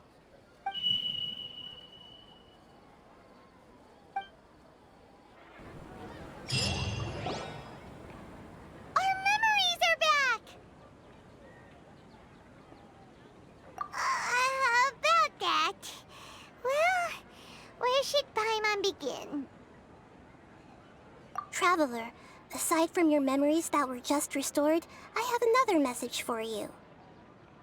Listen to it and you'll understand. Can't go back. There are countless spaces here. Our Sub-Zero's festival in Sumeru City is just one of them. Traveler, you should be missing 2 days worth of memories. Paimon will fill you in. It's time to carry out our plan from yesterday. Okay, let's go!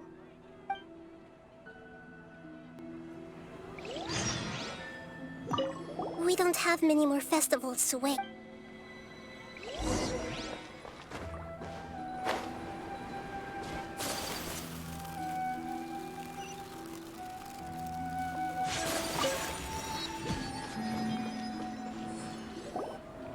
Why can't we leave the city?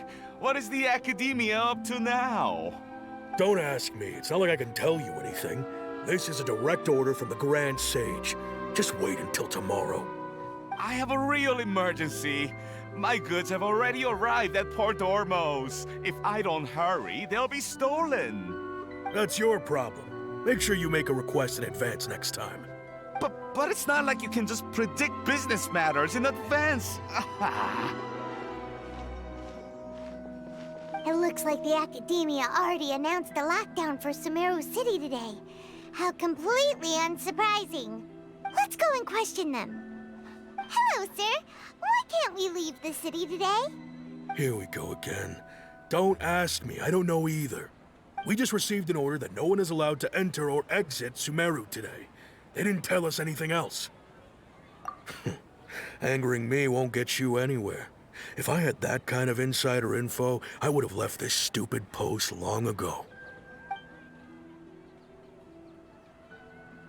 It looks like he really doesn't know. If we can't get anything out of him, let's take matters into our own hands. Why don't we climb over the walls? Those guards can't be everywhere at once. This is a good spot, and the guard hasn't noticed us at all. Let's hurry! Huh? Why? Are you going to leave Paimon behind? But what if things get really weird out there and you get into some trouble? Then Paimon won't be able to help you. Oh, Paimon knows that Paimon can't do much, but we've always been together, haven't we? Okay. Paimon will wait for you. Promise Paimon that you'll come back as soon as possible. Just a quick look. And please, be careful.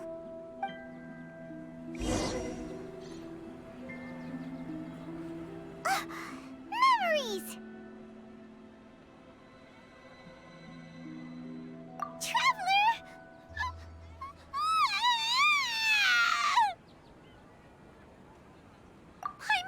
Paimon would never see you again! You just disappeared!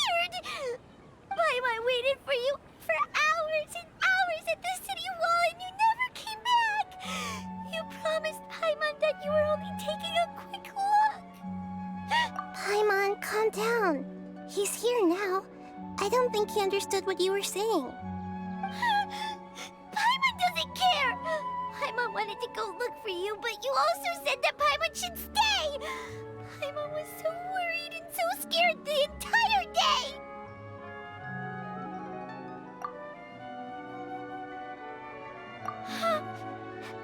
Okay.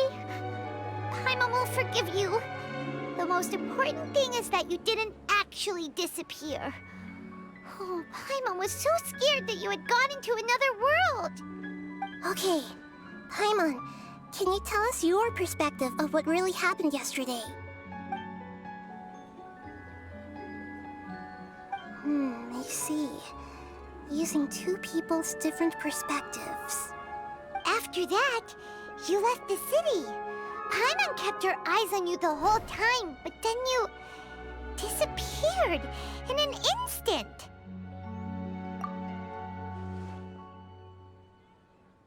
No way! Paimon was watching you with the fullest attention.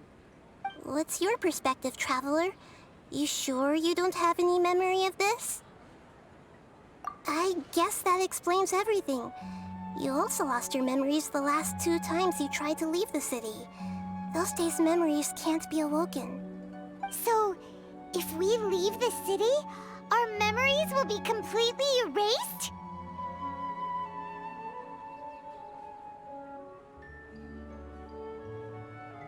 It really sounds like something big outside of the city is being hidden on purpose. But this way, we'll also never discover what's outside. Something like a message? But how can we send it back? Don't look at me like that. I'm not used to being stared at. Well... Okay. You want something that can pass on messages, right? Give me some time and take care of Dunyarzad for me. Yep! Now we're talking!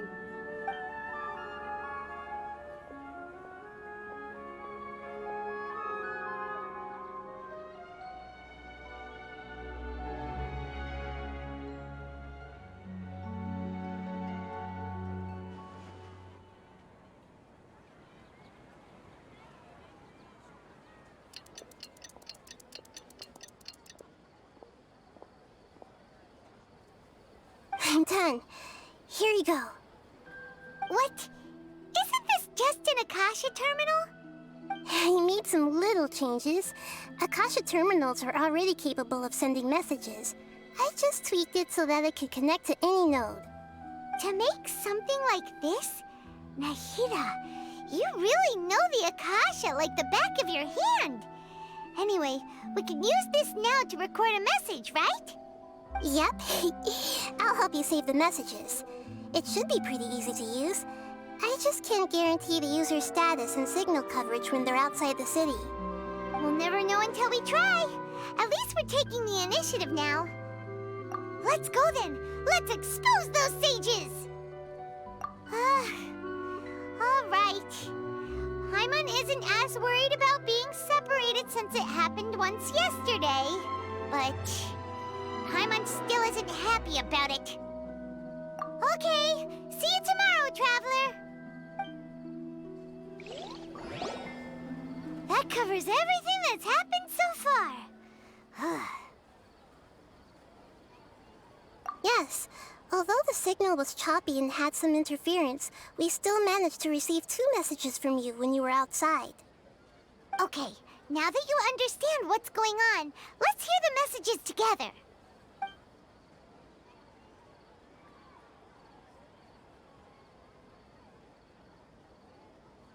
Can't go back.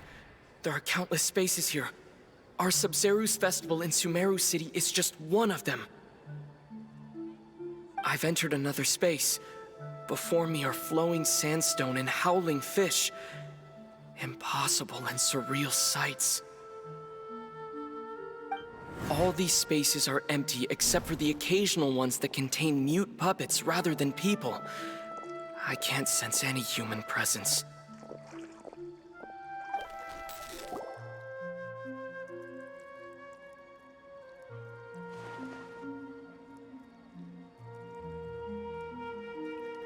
That's one heck of an info dump. It sounds like you left the Sumeru city space when you set foot outside of the walls. But everything looked completely normal when Paimon was looking out from the inside. That's unbelievable. And if we take your word for it, the other spaces all had very weird contents. There's another part here. I only received it last night. These spaces have been disappearing one after the other, absorbed by something like a sun in the sky. And now, even the final space has also disappeared. Behind me, a lot of spaces just appeared again from thin air. I get it now! Those spaces are actually...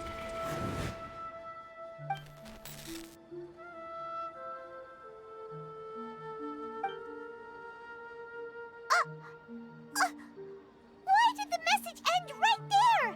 What did the Traveler want to say? What are those spaces? Probably because yesterday just happened to end at that moment.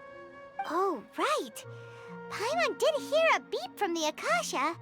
Did it come from here or from the message? The message. It should have come from the Traveler's Akasha terminal. After the beep, Traveler said even the final spaces also disappeared. Traveler, what do you think that final space could have been?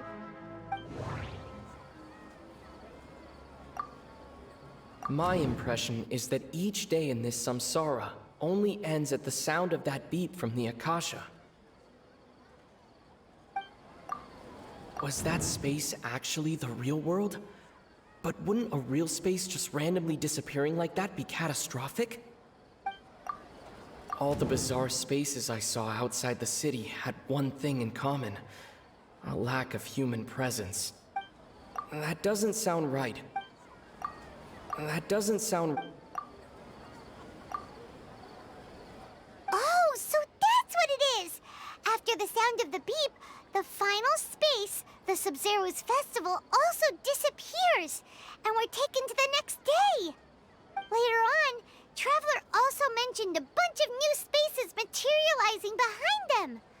Do lots of new spaces appear every day? Paimon's head is spinning. Just what are these spaces anyhow?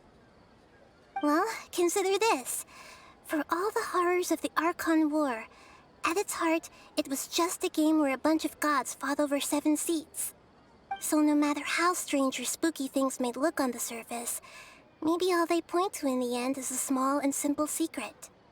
Wow, the Archon War, huh? That's an analogy and a half.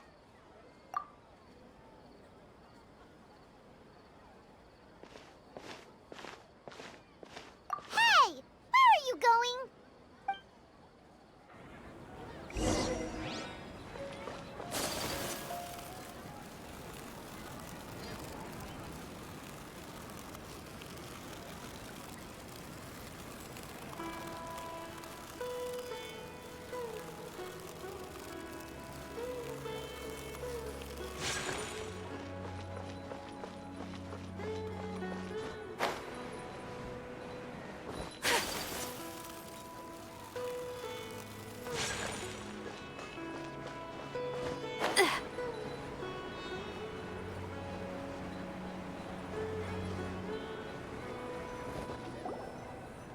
Do you want some alone time to think?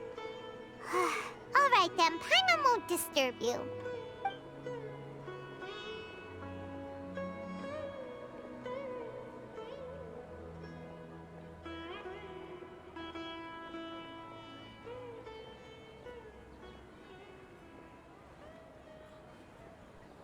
The dance of Sub-Zeros is about to begin.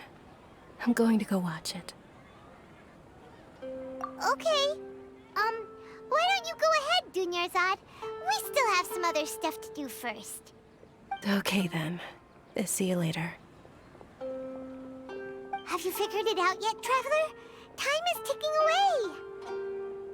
Awesome! What is it? Paimon wants to know.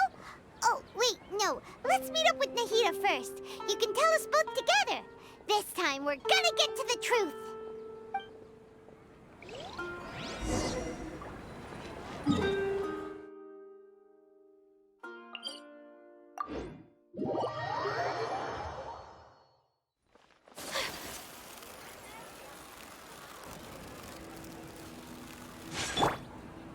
one with nature. You're back! I've been waiting forever for you two. Judging by the looks on your faces, are you ready to take your Sub-Zero's exam and graduate from the festival? Okay, first off, have you discovered the hidden truth? All the bizarre spaces I saw outside the city had one thing in common: a lack of human presence.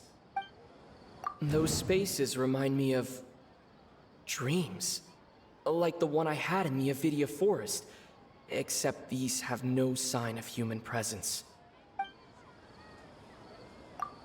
The moon, illusions, and lies. What do they all mean? People in Sumeru don't dream. What is...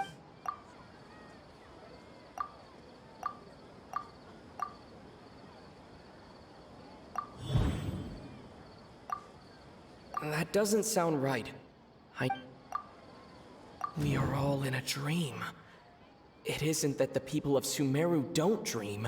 People in Sumeru think they don't dream, but the truth is the Akasha steals their dreams without them knowing it.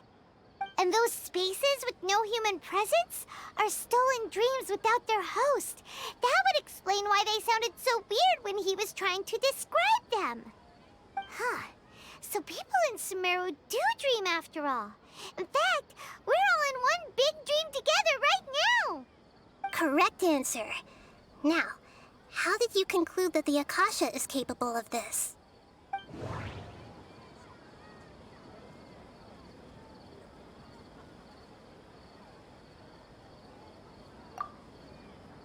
The Akasha relies on the power of a gnosis to operate. It is the manifestation of the God of Wisdom's power. It compiles the wisdom of the entire populace, and it grants knowledge to the people. That doesn't sound right. That doesn't sound... Oh, okay. Those dream-controlling creatures in the forest also get their power from the Dendro Archon, right? That would explain why the Akasha has the ability to control people's dreams, too. But is stealing everyone's dreams really how the Akasha compiles their wisdom? Isn't there anything more to it than that? Dreams are fantastical, complex, and full of imagination. People's brains are the most active when they're dreaming. In other words, dreams are rich bundles of human wisdom.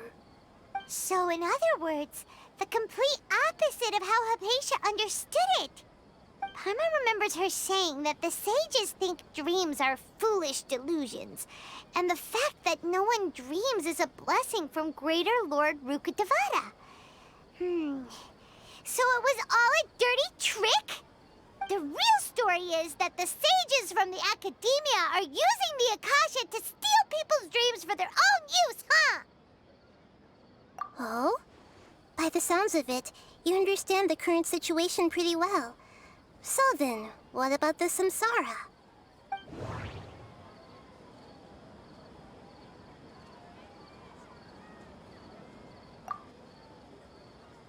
We've already experienced the Sub-Zero's festival many times, and my mind feels exhausted. The Grand Sage said, "Ghost." Those spaces kept disappearing before my eyes. But as soon as that beep sounded, many more spaces materialized. Those dreamscapes kept vanishing, but as soon as...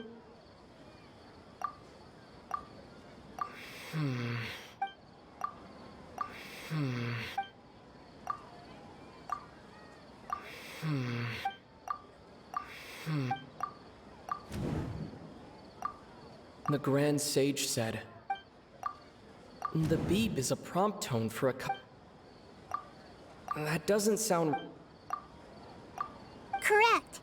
The Akasha is keeping each person's brain in a constant dream state, but also separating their consciousness from their own dream. Their disembodied consciousness is placed inside the collective dream of the Sub-Zero's festival along with everyone else's, while their now vacant dreams are harvested by the Akasha. No one is any the wiser as another day passes in the dream, and so begins another samsara cycle. People wake up to yet another dream about the Sub-Zero's festival. The dreams that belong to them are once again harvested by the Akasha, and so it continues. So, this is like a dream factory, and the Akasha is a dream harvesting machine. Did Paimon get that analogy right? Very good, Paimon. Using analogies well is an excellent habit to get into. Okay, so that beep we keep hearing is actually from our real-life Akasha terminals. Taking off our terminals in this dream doesn't do anything. All right, last question. Who am I?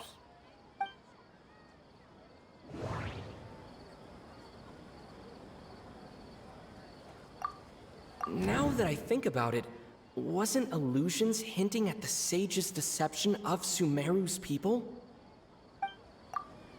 Now that I think about it, wasn't Illusions a hint that we're all dreaming? They say that alchemical divination is the Dendro Archon's divine revelation. So then, if Nahida has referred to herself as the moon... So you noticed. I thought that one would be the hardest question. That's why I put it last. That wasn't hard at all. Even Paimon guessed that. Everything about you is different. We just didn't want to expose you is all. Now that you mention it, Nahida, you've been hinting to us since the very beginning. It's funny, thinking back to when we were asking all over the place for info about Lesser Lord Kusanali. Paimon didn't expect to meet you like this. Yes, those can wait until we're back in real life. On the other hand, I'd be happy to answer any more questions you have about here and now. You asked me this question before. My answer was, it would literally blow your minds.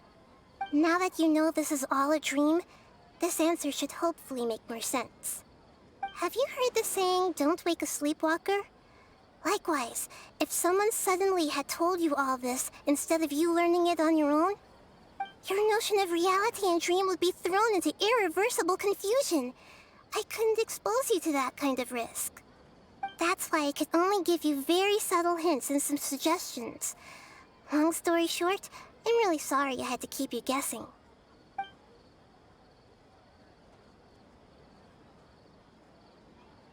Firstly, this dream we're in is completely based on reality. People have already experienced this Sub-Zero's festival, so it would be very difficult for them to find anything that strikes them as surreal.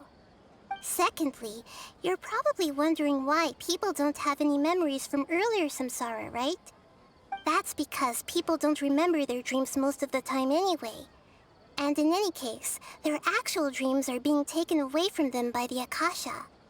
So whenever they wake up in this dream of the Sub-Zero's festival, they don't remember anything from their previous identical dream. That reminds Paimon. Traveler had a dream when we were in the Avidia Forest, but couldn't see what it was about after waking up. Is that an example of what you mean? Yes. Only after receiving the blessing of Dendro can a person gain the Dendro element's dream-enhancing power. That explains the feelings of déjà vu.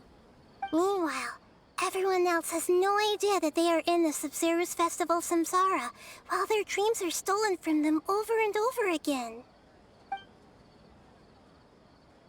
Can humans really keep dreaming forever like this? Will it ever end? And if so, when? You might say your mental fatigue has already answered this question. Eventually, there's only so much that people can tolerate. Especially those whose health is compromised to begin with, like Dunyarzad. This relentless exploitation takes an even harder toll on them. People's lives are at stake here, and nobody knows a thing! We've got to put a stop to this! I right?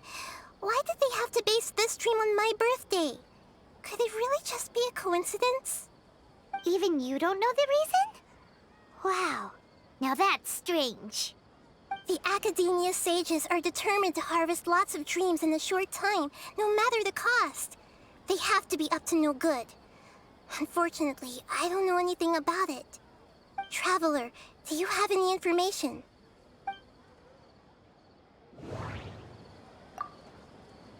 The Grand Sage said, go celebrate the birth... Okay, Nahida said the Akasha... Those spaces remind me of... dreams.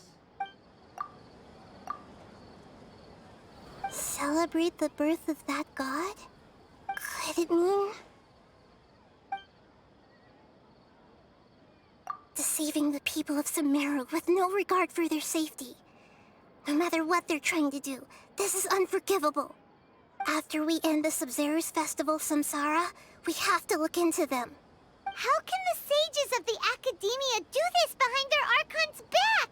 This is ridiculous! In the end, I'm just the moon. The real sun is long gone. A sun and a moon? Nahida's talking in riddles again. Oh, we're out of time today. I'll tell you how to break free of the Samsara tomorrow. See you then. Good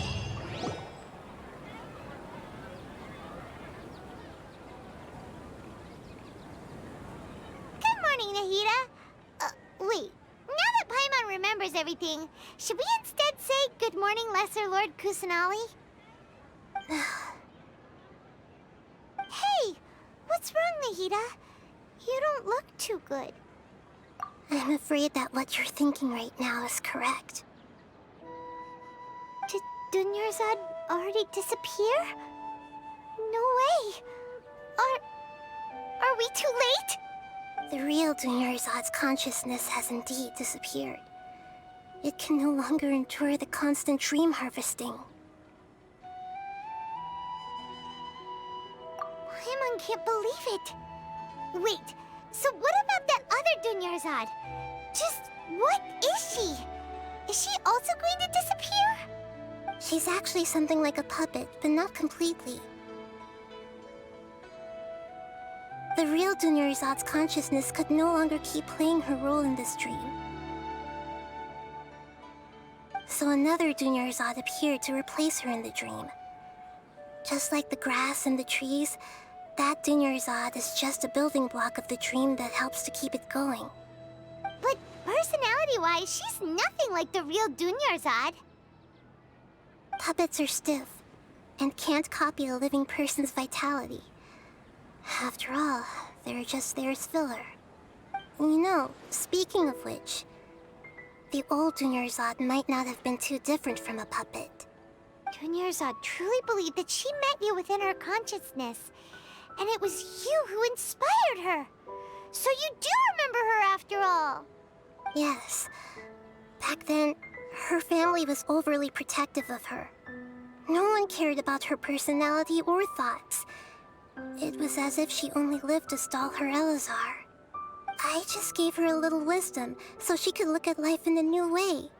So that she could be her own person. But even so, she's still... far from it. I'm still a long way off from being a real Archon. I couldn't even save her. If I were a competent Archon, I wouldn't have let my most faithful follower die at the Sub-Zero's festival with so many regrets. Please don't beat yourself up over it, Nahida. It's the Sage's fault, and theirs alone. I'm not beating myself up. All I did was to rationally observe the distance between myself and a real Archon. Don't be like that, Nahida. Even real Archons are still allowed to be sad.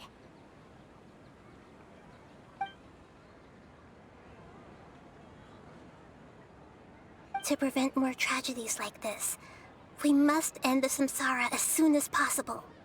Great, but how do we do that? Although the Sub-Zero's festival dream is under the Akasha's control, only humans can dream. Even the Akasha is unable to create them. That means this dream belongs to a host who created it.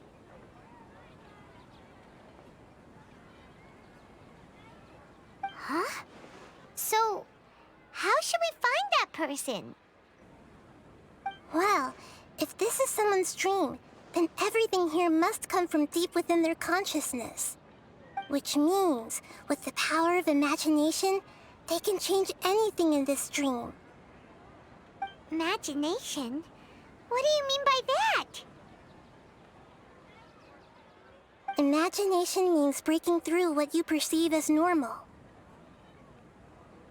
Like when the server at a tavern brings a plate to you, you'd naturally assume that food is on it.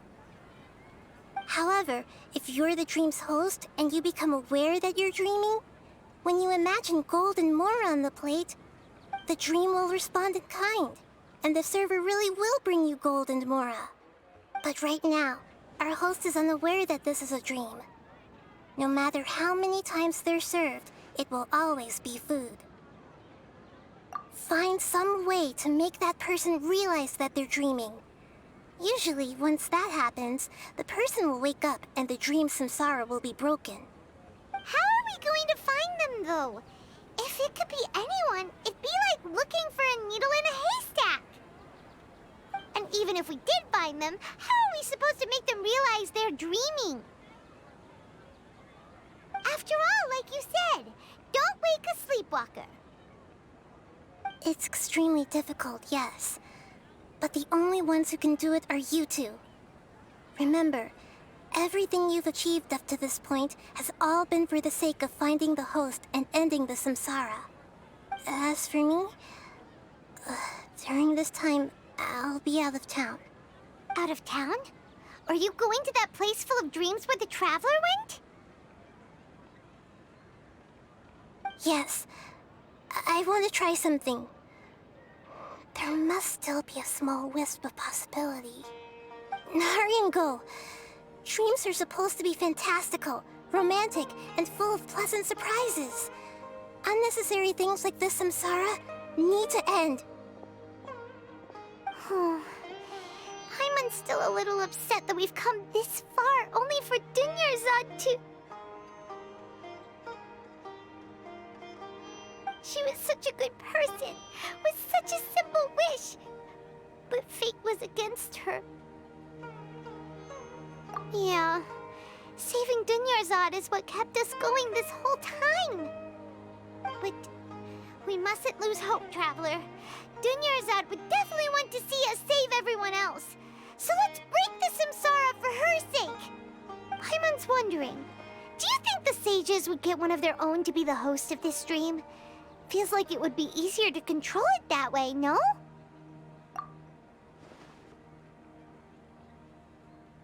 Huh. That's true. Plus, the sages probably weren't counting on there being other factors beyond their control, like Nahida and us. So, who do you think the host of the dream is?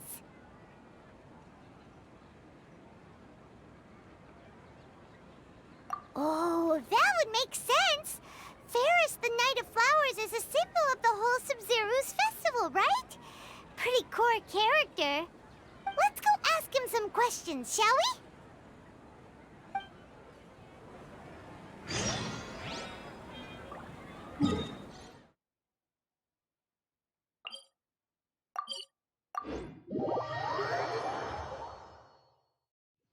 Time to go.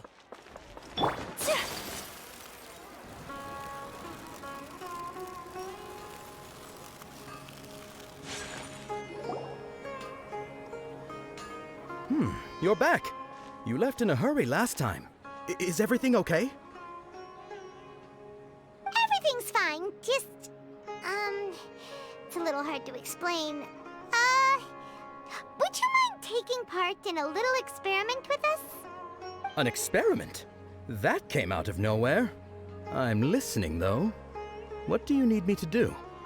Could you make a wish? You want me to make a wish? Is that a new Sub-Zero's festival tradition or something? Less questions, more wishing! Okay. My wish. Okay. I'm a little nervous saying this out loud, but I want Miss Dunyarzad to be happy.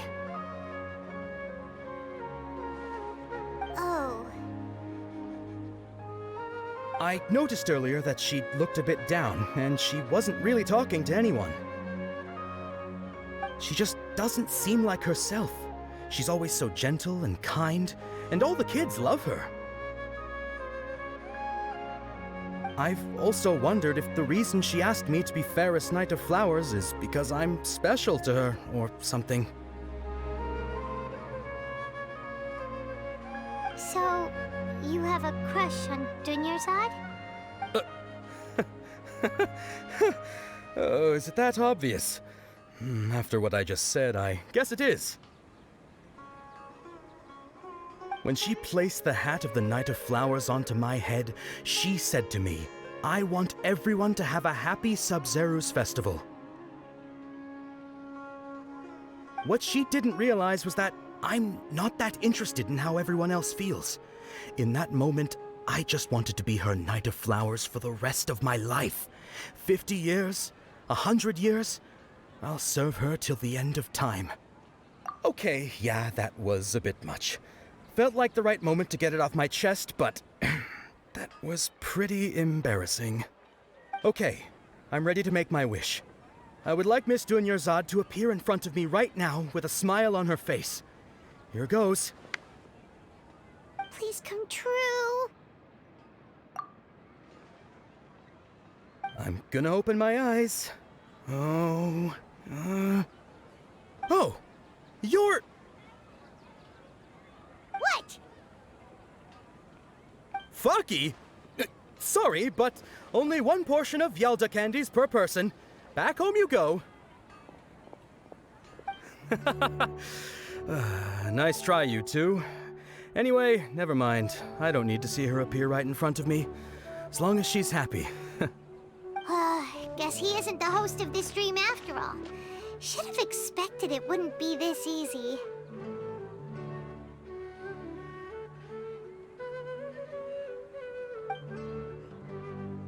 It seems like everyone who knows Dunyarzad loves her, but none of them has any idea that she... My lady, step back. That sounds like Dia! Oh, right. This is when Dunyarzad bumps into the kidnappers. Huh? But Dia can handle them. Hey, Traveler!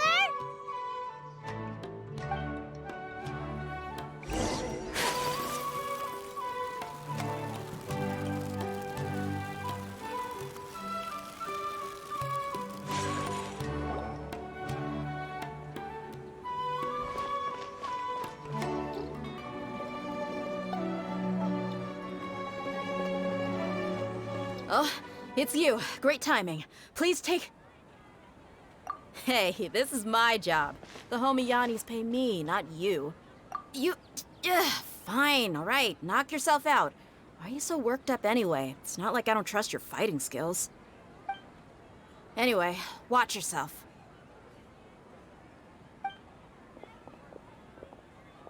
So you got yourself some backup. Suit yourself. You're going down! That's close enough. A new pun wind knows me. Germinate! I'm going in! I'll be back.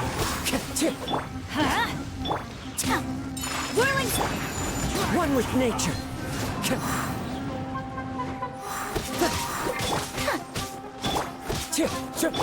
Scatter! Let's light it up!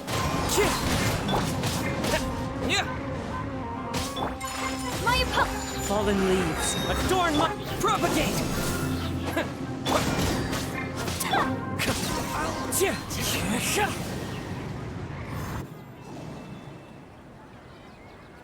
Traveler, were you just taking your anger out on those guys?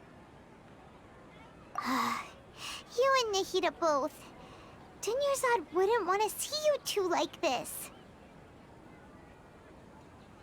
Oh, and speaking of her, Paimon just remembered something. Remember how during the first Sub-Zero's festival, before the Samsara started, we came here with Dunyarzad because she wanted to pick something up? She said it was because she had forgotten something. Okay, so Paimon's memory is working so far. Anyway, Paimon also remembers that she is staying somewhere around here. She pointed it out to us the night before the Sub-Zero's festival. Yeah, even if it's only a tiny clue, it'll probably still help us more than this needle in a haystack search. This is the place. It's rude to enter other people's spaces without permission, but desperate times call for desperate measures. Hey, the windows are unlocked. Okay, Paimon's gonna take a peek inside.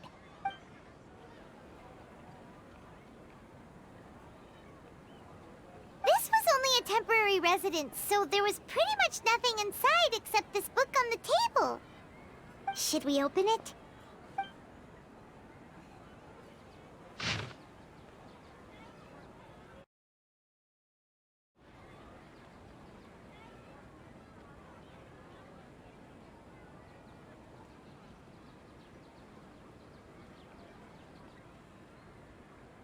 Wow.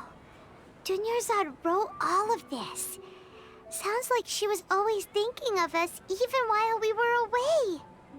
Even though she was also busy preparing for the Sub-Zero's festival and had all her health problems to worry about. She must have wanted to give this to us as a gift on the day of the Sub-Zero's festival, right? If we hadn't found this book, we never would have known. But now that we know, we can't even thank her. Hey! Where are you off to now?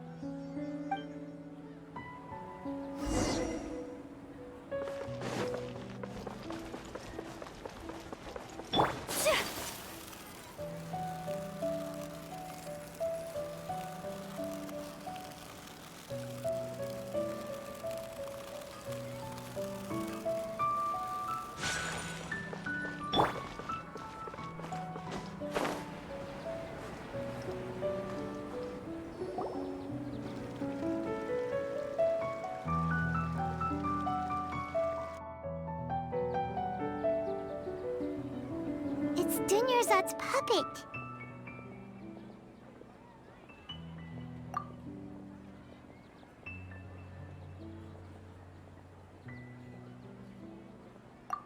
Traveler?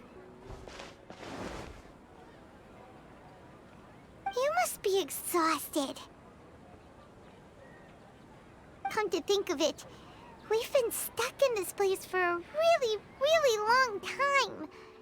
Heck, even the last time we were chatting happily with Dunyarzad feels like an eternity ago.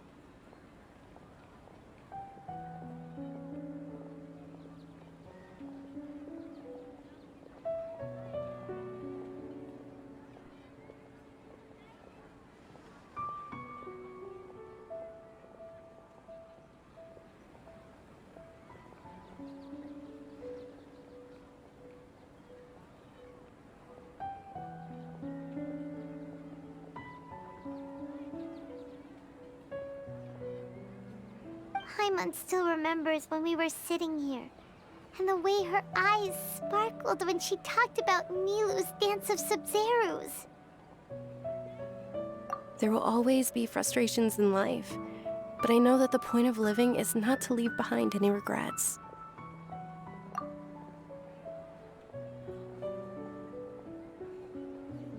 That was what the real Dunyarzad said, wasn't it? Does that mean... Yes, Traveler. What is it? Oh, so she's still just a puppet. But just now, how come... What? Where are we going this time?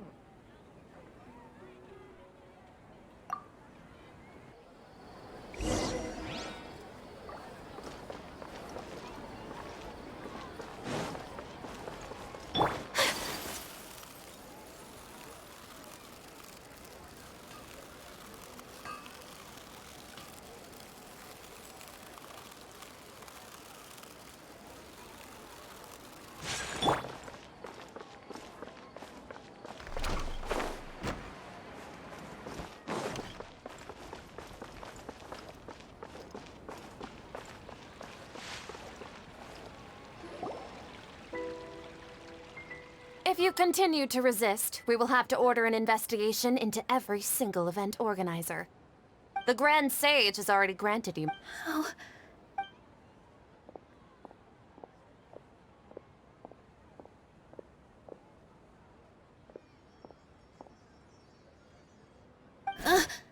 Traveler? You don't have to get involved. He's a sage from the Academia. I don't want to drag you into this. Traveler? Traveler? What the heck are you doing? If you get arrested by the Academia, that's another day gone to waste!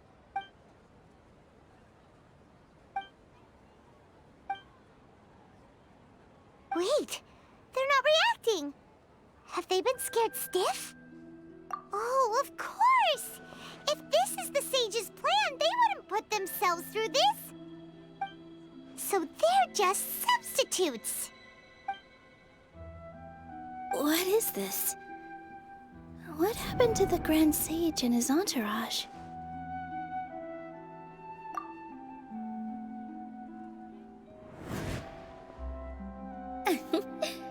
Like I said, they symbolize the goddess of flowers. It's just a shame that all the real Padisaras went extinct after her death. Yes. The Greater Lord brought forth new Padisaras in memory of the goddess of flowers. But she ultimately could never truly replicate that beautiful shade of purple.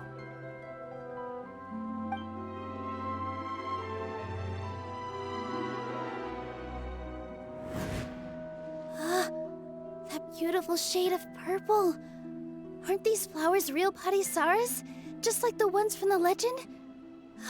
I didn't even notice. Dunyarzad, did you find these? But didn't you just say all the real flowers went extinct after the goddess of flowers passed away? So, Al? Yeah. What's going on here? Huh?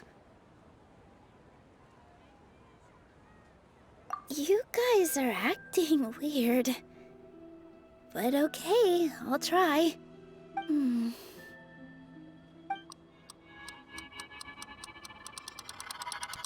Hey!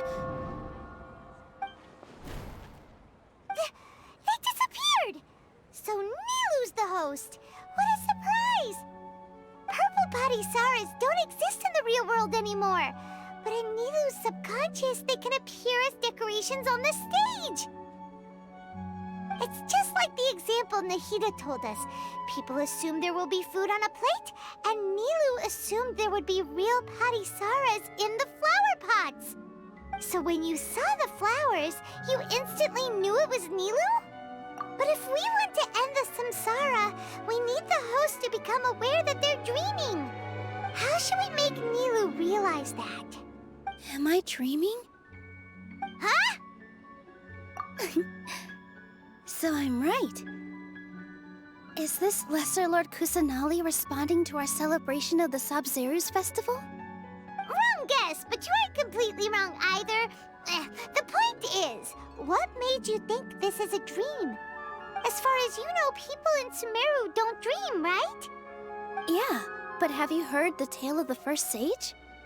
To prevent a calamity, he went on a journey to find the Dendro Archon. Ooh, sounds familiar. Dunyarzad told us a story like that when we first arrived in Sumeru City. So it was about the first sage, huh? Yep, but in the part you heard, he hadn't become the first sage yet. There's more to the story. His piety and wisdom were acknowledged by the Dendro Archon, and she finally gave her blessing to him. All kinds of spectacular scenes appeared in front of the first sage, as if all the knowledge in the world was being painted onto a canvas right before him. He was captivated. After who knows how long, he mastered all the knowledge he could comprehend.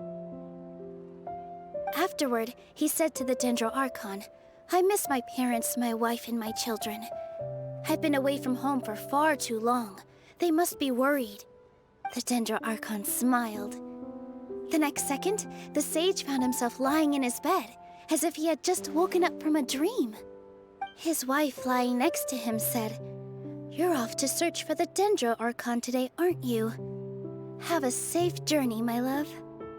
In the end, the first sage took care of many disasters in Sumeru City and founded the Academia. What a happy ending. So, the first sage was dreaming ever since the beginning of the story? He never went on his journey? Yes, but his faith and determination were conveyed to the Dendro Archon, so she blessed him in the form of a dream. Paimon understands where you're coming from now. That's a really interesting connection.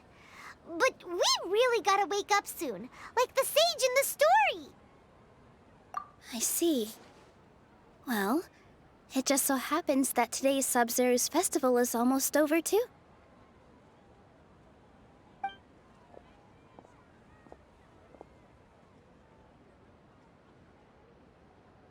Since we're in a dream, let's make this final dance of Sub-Zero's as beautiful as we can.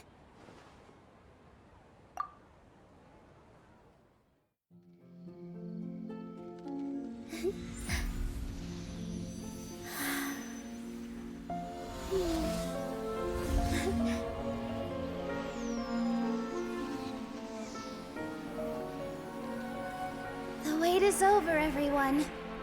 I dedicate this to our god, the Dance of Sub-Zeros.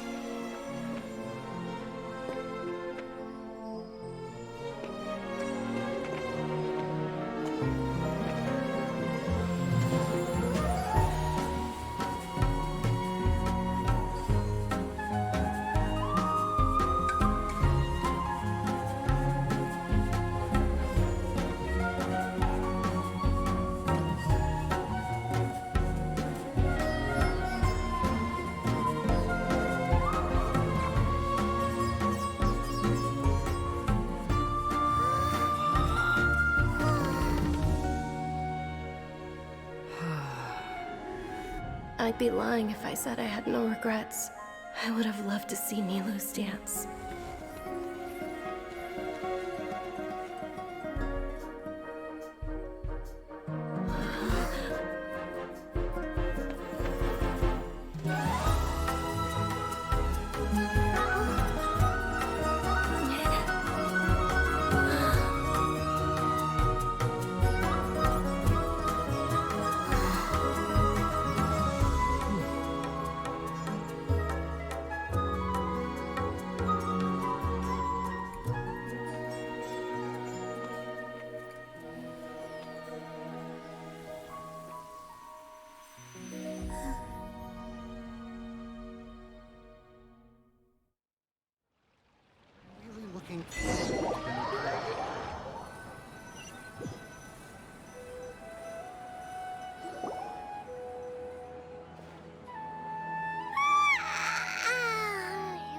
Good morning, traveler. Oh, Paimon feels like she's been asleep for the longest time. Paimon's head feels super heavy. Did we oversleep? Do you even remember going to sleep last night?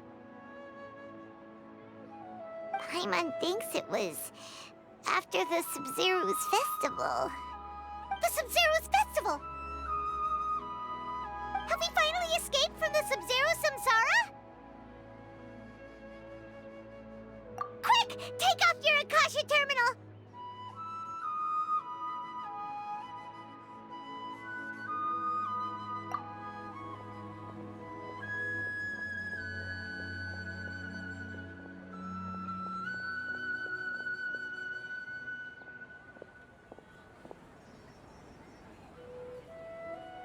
She's not in her room.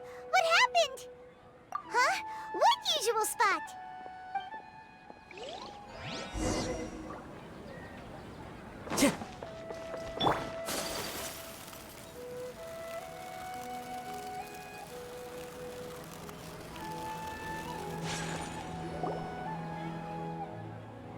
Well done, Traveler and Paimon. And thank you, Dunyarzad, for organizing the Sub-Zero's festival for me. I'm sorry, who are... Dunyarzad! You're okay! Oh, don't scare us like that! Oh, Oh, Traveler Paimon. I have something amazing to tell you. I just had a dream, and I saw Nilou performing the dance of Sub-Zeros.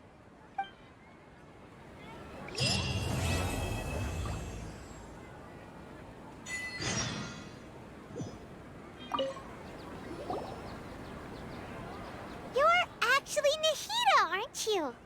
Paimon felt like Catherine was acting weird when we met at the Sub-Zeros festival.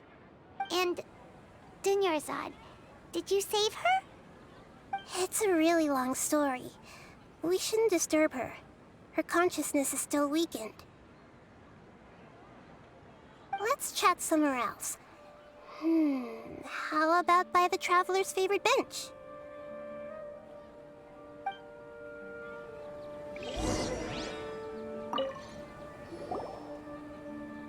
What's going on? Why are you two so excited to see me? It's actually been much longer than that. Oh? Strange. Was I really asleep that long? No wonder I have such a headache.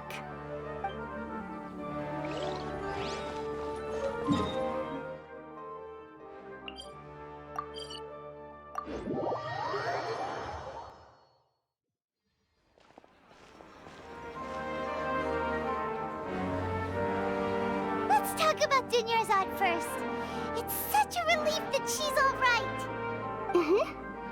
After we parted on the last day of the Sub-Zeros festival, I left the city and saw what the Traveler had described. Among the countless dreams, I found one that was growing fainter and fainter. This proved my suspicion. Once Dunyarzad could no longer bear the Akasha harvesting her dreams, her consciousness began to dissipate. But this also meant it escaped the Akasha's control. Such a small fragment of consciousness can't last for very long, though. It will return to its original dream, where both will gradually fade until they completely disappear. I used all the power I had to keep her dying dream alive as long as possible, but it still wouldn't have lasted for much longer if it hadn't been for you two breaking the samsara. So it looks like we did manage to save Dunyarzad in the end. And not a moment too soon. Huh? Why are you two smiling so happily? I thought you'd be so moved that you'd start crying. I need to spend more time observing human emotions. Both are fine. Everyone reacts differently. All right. You two must have a lot of other questions for me, right? After all, you saved my faithful believer. As your reward, I will answer any and all questions. At the Avidia Forest, there was this incense that made the Traveler fall unconscious and dream of a huge tree and a red sky. You also heard someone's voice, right? It said world and forget me. Yeah, so you do know! We've been wanting to ask you what that was about, and if the red sky was related to Conria. It seems like the Traveler established a connection to Irminsul. That was a message left by Greater Lord Rukkhadevata's residual consciousness in Irminsul. Perhaps her last memory before she died. As you two probably know, Greater Lord Rukkhadevata disappeared after the disaster in Conria. The timings of these events do line up, so your suspicions are reasonable. A message from Greater Lord Rukkhadevata? We thought it was from the Scarlet King. The Scarlet King? That god who died even longer ago? Some present-day desert dwellers still worship him. You probably just heard some of their conspiracies. Okay, so what does the message mean?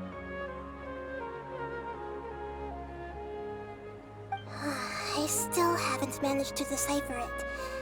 Even the Akasha isn't currently capable of doing that. Greater Lord Rukkhadevata's residual consciousness in Irminsul seems to be contaminated with something that has a very dangerous aura to it. Many devoted scholars go mad as soon as they connect their consciousness. I've warned the Academia about this many times, but people still keep falling victim to it. But I believe this is the key to saving Irminsul. That's why I've kept trying to decipher it. So the tree in the vision was Irminsul?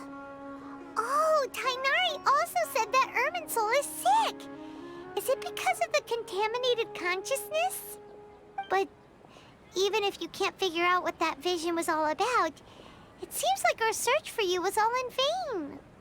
The Traveler wasn't affected after coming in contact with that consciousness. I've never seen anyone like that. With you here, we may have a chance at deciphering it. No, we must decipher its secrets. I've already eliminated all other factors that might affect Irminsul. This is the only one left. This puzzle has life and death at stake. It could determine Irminsul's fate, as well as Tevat's. To be accurate, I'm using the Akasha as a medium to occupy Catherine's consciousness. How did you do that? Poor Catherine. Does this mean you can also occupy other people's consciousnesses? Theoretically, I can enter anyone's mind as long as they're wearing their Akasha terminal. The Akasha is the legacy of Greater Lord Rukkhadevata. As Lesser Lord Kusanali and the first Akasha terminal, my consciousness has always been linked to the Akasha. I've always respected my people's free will, so I've never actually occupied their consciousness.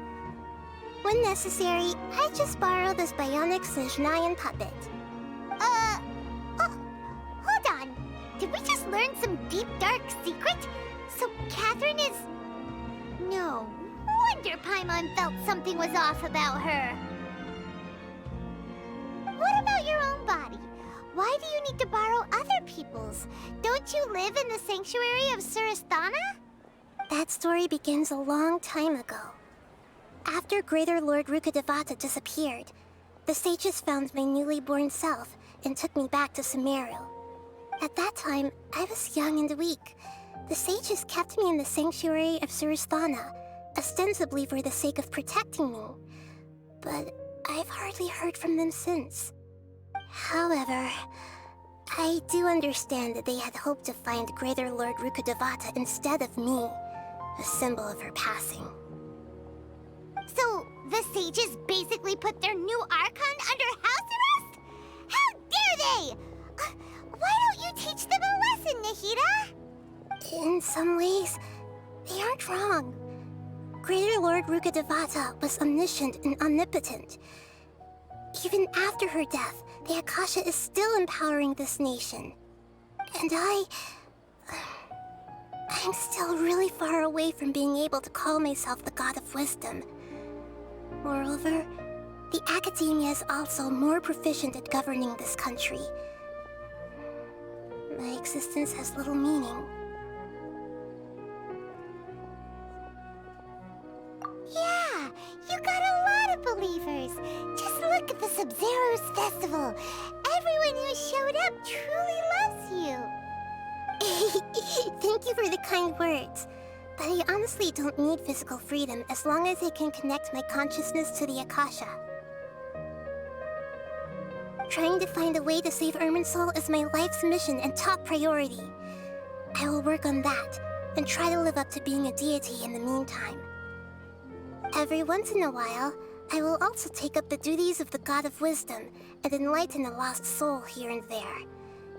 Doing all that should be enough. There's never been any big problems with the Academia's governance of Sumeru. This is the first time I've seen them step out of line. I wonder what caused them to go down this path, and what they hope to achieve. Even though the city's residents haven't noticed anything strange, if the Traveler hadn't broken the Sub-Zero's samsara, the situation could have become dire. I tried to do some investigating in the Akasha, but I couldn't find anything suspicious. And all the people of interest seem to purposely avoid wearing their Akasha terminals. I think they're deliberately trying to hide something. Oh, that reminds Paimon. In Gandharvaville, there was a sage who had invited Tainari to join some kind of project. Could it be related? Regardless, I need to first investigate the sage's motives, make things right, and punish them if needed. But I'll have to be discreet, or they'll see me coming. You mean how the Akasha stops you from having dreams? Yeah, it's been such a long time.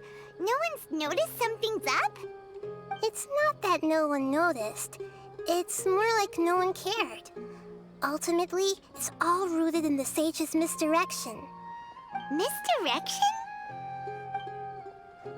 The sages convinced everyone to believe that being unable to dream is a sign of rationality and wisdom. Not dreaming is a badge of honor in Sumeru. Even if the truth is that their dreams are being reaped by the Akasha. With their propaganda in place, the sages can maximize their use of the Akasha to facilitate their research. Besides, Greater Lord Rukkhadevata must have created the Akasha in the hopes that it could be used to its full potential. That's why I've never come out strongly against this. Anyway, the perspective advocated by the sages drowned out any voices of doubt. By now, even those who never use Akasha terminals find it too shameful and embarrassing to talk about their dreams. Got it! I hope my answers were satisfactory, seekers of knowledge. To be honest, maintaining Dunyarzad's fading dream took a lot of mental energy. I think I may need to rest for a while. Oh, and you don't need to worry too much about the sage's activities for now. The Akasha won't be able to conduct another project on the scale of the Sub-Zero's Samsara in the immediate future. Go and get some sleep. Leave everything to us. What a relief. This is truly the most exhausting birthday I've ever had. Traveler? Paimon? Why am I here? Do either of you know? Maybe you were sleepwalking. You know you can't wake up a sleepwalker. We happened to walk by, so we thought we'd wait for you to wake up. I see. Huh. I should visit my maintenance personnel sometime. Oh, I'm fine. I better go. Thank you.